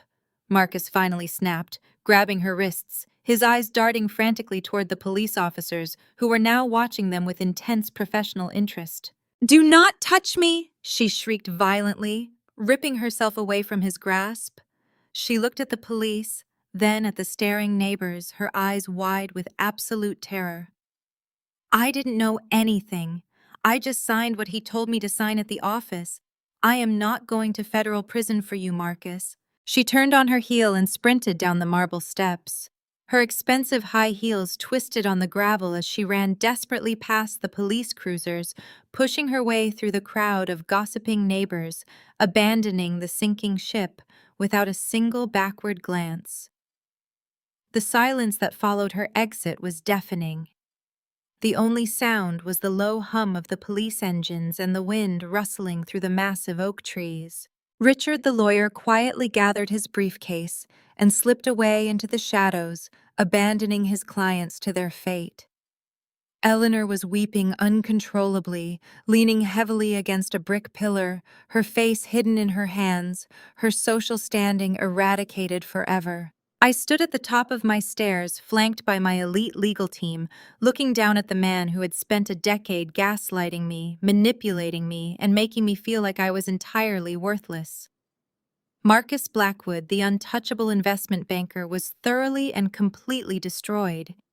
He had no firm, no generational home, no secret offshore funds, no mistress, and absolutely no dignity left. He looked around at the flashing police lights, the staring, whispering neighbors, his hyperventilating mother, and finally up at me. The cold, detached arrogance that had defined his entire existence completely shattered. His knees physically buckled beneath him. Right there on the front lawn in front of the local police, his weeping mother and the entire affluent neighborhood, Marcus Blackwood fell heavily to his knees. The gravel crunched loudly beneath his tailored suit pants. He looked up at me, tears streaming down his handsome, ruined face. his hands clasped tightly together in front of his chest in absolute pathetic desperation. "Maya, please," he sobbed, his voice cracking, echoing pitifully in the cold air. "Please, I am so sorry. I was stupid. I was so incredibly stupid. Forgive me. Give me a second chance. I'll do anything you want. I'll throw Sarah out. I'll never speak to her again. I'll fix the accounts. Just please, Maya, do not take it all away." I looked down at the man who had spent a decade making me feel entirely worthless. Marcus Blackwood, the untouchable titan of high finance, was kneeling in the damp grass, ruining his bespoke trousers, weeping openly in front of the local police and the entire affluent neighborhood. He clasped his shaking hands together, begging for a mercy he had never once extended to me. I expected to feel a surging, vindictive thrill. I had spent years trapped in the freezing servants' quarters, fantasizing about the exact moment this power dynamic would finally flip. But as I stared at his tear-streaked, panicked face, I felt absolutely nothing. The deep, agonizing well of love, fear, and dependency that used to dictate my every heartbeat was completely dry. All that remained in my chest was a cold, clinical pity. "Get off your knees, Marcus," I said, my voice eerily calm, carrying perfectly in the crisp evening air. "It is pathetic, and it will not change a single thing. You have exactly 24 hours to vacate my property. Do not make me tell you again." I turned my back on him, ignoring his desperate sobs, and walked smoothly through the heavy oak doors of the mansion. The next 24 hours were an absolute breathtaking masterclass in karma. I did not sleep. I brewed a pot of strong black coffee, pulled a velvet armchair onto the grand front porch, and sat there as the sun rose over the estate. I watched with serene detachment as a fleet of cheap, rusted moving trucks rattled up the sweeping gravel driveway. My newly hired, highly trained private security team stood shoulder to shoulder along the perimeter, their arms crossed, strictly ensuring the Blackwood family did not steal a single fixture, antique, or piece of art that legally belonged to my holding company. It was a brutal, systematic dismantling of their aristocratic illusion. Eleanor, the woman who had endlessly tormented me about my working-class background, was forcibly reduced to carrying flimsy, taped-up cardboard boxes out the front door. She refused to look at me. Her face was hidden behind oversized designer sunglasses, her shoulders hitched up in absolute humiliation, as the neighbors slowed their luxury cars on the street to gawk at the spectacular fall from grace. Chloe, my insufferable sister-in-law, dragged heavy garbage bags full of clothes down the marble steps, loudly weeping about how unfair it all was. They were frantic, terrified, and entirely stripped of their generational armor. Maria and Elena, the senior maids, who had openly smirked while packing my faded sweaters into cheap suitcases just days ago, attempted a desperate last-minute plea. They approached my chair on the porch, wringing their hands in their white aprons, their eyes wide with sudden, subservient panic. "Ma'am," Maria stammered, entirely abandoning her usual condescending sneer, "we were only following Mrs. Blackwood's orders. We have families to feed. Please, you must understand, we need our jobs." I took a slow sip of my coffee, looking them up and down without a shred of sympathy. "You were not following orders when you mocked me in the hallways. You were not following orders when you purposely bumped into me or when you left my meals to go cold on the counter. You actively enjoyed my misery." I set my mug down. "You are both fired, effective immediately. There will be absolutely no severance packages, and if any future employer calls me for a professional reference, I will be entirely honest about your malicious character. Pack your bags and get off my estate." They scurried away, their faces pale with the sudden crushing reality of their own actions. While the physical eviction was taking place at the mansion, the corporate slaughter was unfolding simultaneously in the city.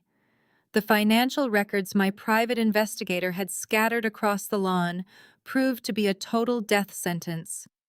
By noon, the massive corporate scandal had officially broken. Sarah, who had fled the estate in absolute terror, found no sanctuary. Her panicked attempt to publicly dump Marcus and distance herself from the embezzlement failed spectacularly. The firm's board of directors held an emergency meeting reviewing the fake vendor invoices she had knowingly and willingly signed. She was terminated, immediately escorted out of the glass high-rise by security in front of all her colleagues, facing her own impending, highly publicized federal investigation. As for Marcus, the termination of his commercial lease in my New York skyscraper was the final fatal blow to his business empire.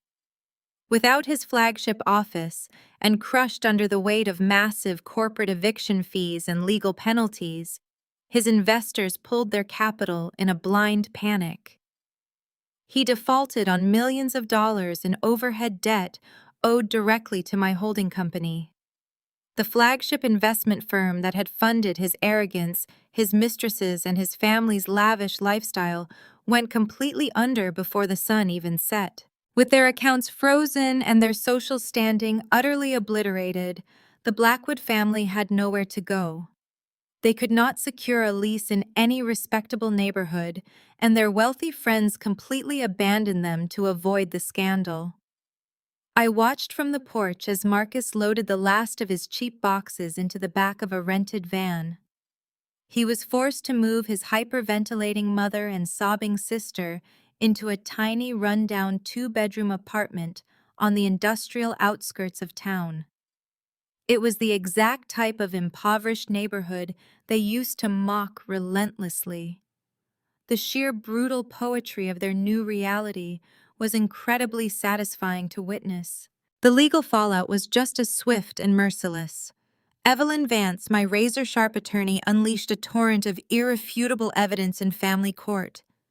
The offshore shell accounts, the laundered corporate funds, and the illegal ambush eviction attempt were all presented to a furious, uncompromising judge. The divorce was expedited and finalized with breathtaking speed.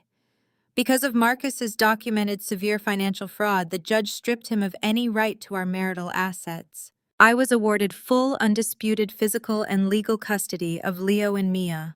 Marcus was granted zero alimony, zero claim to my grandmother's massive inheritance, and was ordered to pay child support he could no longer afford, placing him in permanent legal jeopardy. The heavy, suffocating chain that had bound me to that toxic, manipulative family was finally legally severed.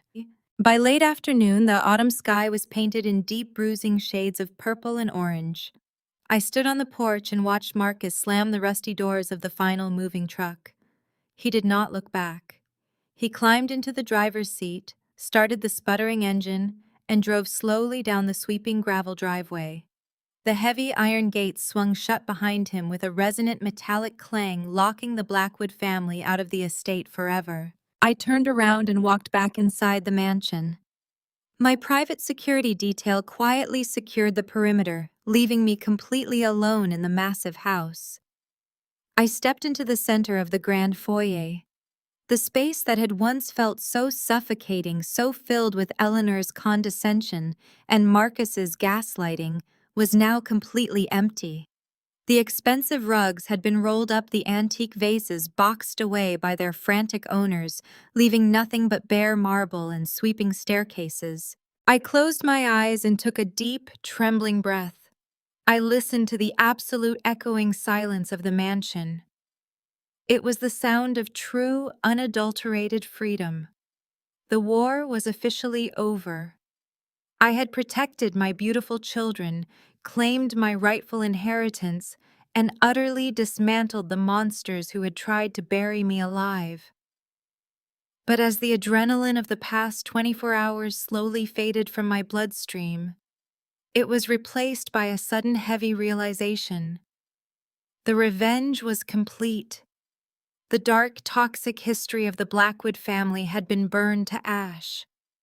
And as the very last moving truck pulled away from the estate, I stood alone in the grand foyer of the mansion, listening to the echoing silence, wondering what my next chapter would be. The echoing silence of the Blackwood mansion's grand foyer pressed against me, heavy and absolute. The very last moving truck had long since disappeared down the sweeping gravel driveway, taking the toxic remnants of Marcus, Eleanor, and Chloe with it. I stood alone in the center of the sprawling marble floor, breathing in the cold, unmoving air. For weeks, while shivering in the unheated servants' quarters, I had fantasized about this exact moment. I had imagined that claiming this generational fortress would feel like an ultimate crowning victory. I thought the sheer scale of my ownership would finally validate the years of suffering I had endured within these walls. But as I walked slowly through the empty, cavernous rooms, running my fingertips over the ornate wainscoting and the cold, unlit fireplaces, the triumphant thrill faded into a profound, hollow realization. This house was not a trophy. It was a mausoleum. Every shadow held a ghost of my own subjugation. The formal dining room still echoed with Eleanor's sharp, aristocratic critiques of my working-class background. The sweeping staircase was where Marcus had stood so many times, physically towering over me, expertly gaslighting me, until I questioned my own sanity. The servants' quarters upstairs were a freezing reminder of the absolute rock bottom they had pushed me toward. Owning the deed did not magically erase the trauma that had seeped deep into the mansion's foundation. To live here would be to sleep inside a monument built to my own misery. I did not want to rule over the Blackwood's rotting empire. I wanted to build my own. The next morning, I called Evelyn Vance and Mr. Sterling into a meeting at my newly reclaimed skyscraper in New York. I sat at the head of a massive mahogany conference table, looking out over the city skyline, and instructed them to put the Blackwood estate on the commercial market immediately. I was not looking for another wealthy, arrogant family to inhabit the space. I explicitly targeted a massive commercial development firm known for radical urban restructuring. When the developers reviewed the prime acreage and the zoning laws, they made a staggering all-cash offer. But I added one non-negotiable stipulation to the contract before I signed it. The historic Blackwood mansion was not to be preserved, renovated, or repurposed. It was to be completely, utterly demolished. In its place, using a portion of the sale proceeds and my grandmother's vast resources, I funded the construction of a sprawling, state-of-the-art community center. It would feature after-school programs, a free community clinic, and a lush public park. The absolute poetry of the decision was deeply satisfying. The untouchable old money fortress that Eleanor had used to look down upon the world was going to be bulldozed to the ground, its pristine lawns opened up to the very working-class families she had spent her entire life despising. It was the final, irreversible erasure of their legacy. With the estate officially sold and the dark chapter closed, I drove across town to the vibrant, sunlit neighborhood where I had secretly purchased my new home. Pulling into the driveway, I didn't feel the suffocating dread that used to accompany my return to the mansion. I felt a sudden, breathtaking rush of peace. Clara, our wonderful nanny, opened the front door with a warm, welcoming smile. Behind her, the house was alive with beautiful, chaotic noise. Leo was zooming down the hallway wearing a superhero cape, his laughter echoing off the freshly painted walls. Mia was sitting in her pastel reading nook, surrounded by a mountain of storybooks, completely unbothered and safe. I dropped my keys on the console table and fell to my knees as my children rushed into my arms. I held them incredibly tight, burying my face in their hair, breathing in the scent of their shampoo. There was no Eleanor lurking at the top of the stairs to criticize my parenting. There was no Marcus waiting in the study to undermine my confidence. There were no smirking maids watching my every move. We were finally truly free. Over the next few months, I poured my relentless energy into rebuilding my professional life. The $30 million inheritance from my fiercely private grandmother was a magnificent safety net, but I had no intention of quietly retiring. I was a businesswoman to my core, and the fire Marcus had tried to extinguish was now burning brighter than ever. I used a fraction of my liquid assets to aggressively expand my marketing firm. Without Marcus actively sabotaging my accounts or draining my self-esteem, my company exploded. We secured top-tier national clients, doubled our staff, and moved into a stunning new office space bathed in natural light. But financial success was no longer my only metric for victory. I wanted to create a legacy that actually mattered. I established the Martha Sterling Foundation, named in honor of the grandmother who had given me the ultimate weapon to save myself. The foundation was dedicated exclusively to mentoring, funding, and empowering women of color in the business world. I set up aggressive grant programs for female entrepreneurs who were struggling to secure venture capital. I hosted weekly seminars teaching women how to navigate complex financial legalities, how to protect their assets, and how to spot the predatory, manipulative tactics of men like Marcus. I wanted to ensure that no woman who walked through my doors would ever have to feel as small, dependent, or terrified as I had felt shivering in those servants' quarters. I was building an army of fierce, independent women who knew their exact worth. The timeline seamlessly fast-forwards. A full year has passed since the explosive afternoon on the front porch. It is a crisp, beautiful Tuesday morning. I am sitting on the wraparound porch of my new home, a steaming mug of black coffee resting comfortably in my hands. The sprawling oak tree in the front yard is shedding its golden autumn leaves, painting the lawn in vibrant shades of orange and red.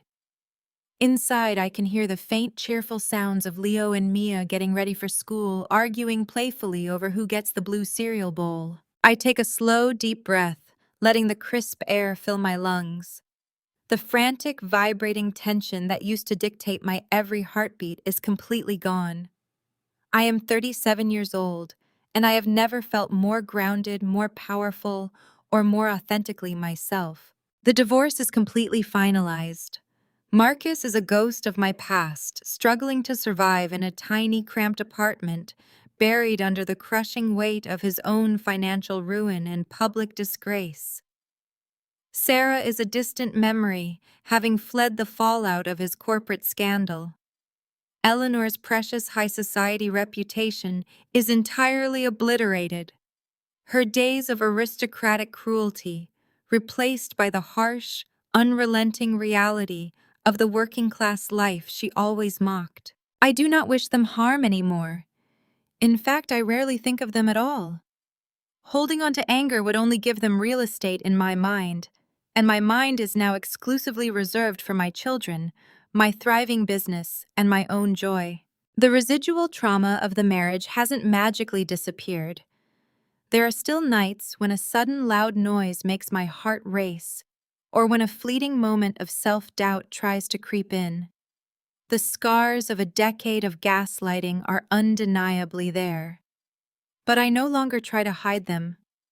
I wear those scars with profound pride. They are not symbols of my weakness. They are the undeniable hard-earned proof of my ultimate survival. I was buried alive and I climbed my way out with my bare hands. I set my coffee mug down on the wooden side table and pick up a small, silver-framed photograph resting next to it. It is an old, slightly faded picture of my grandmother Martha. She is looking directly at the camera, her expression fierce, intelligent, and unyielding. The exact expression I now see when I look at my own reflection in the mirror. I trace the edge of the silver frame with my thumb, a soft, genuine smile spreading across my face. I look at the woman who saw my potential when the rest of the world was trying to crush it. The woman who secretly orchestrated my salvation from beyond the grave. Thank you. I whisper softly into the crisp morning air, my voice thick with absolute gratitude and profound peace. Thank you for the ultimate gift of freedom. I lean back in my chair, turning my face upward to catch the warm golden rays of the morning sun. The air is perfectly still. The world is incredibly quiet. And for the first time in my entire life, the future belongs entirely, unequivocally to me.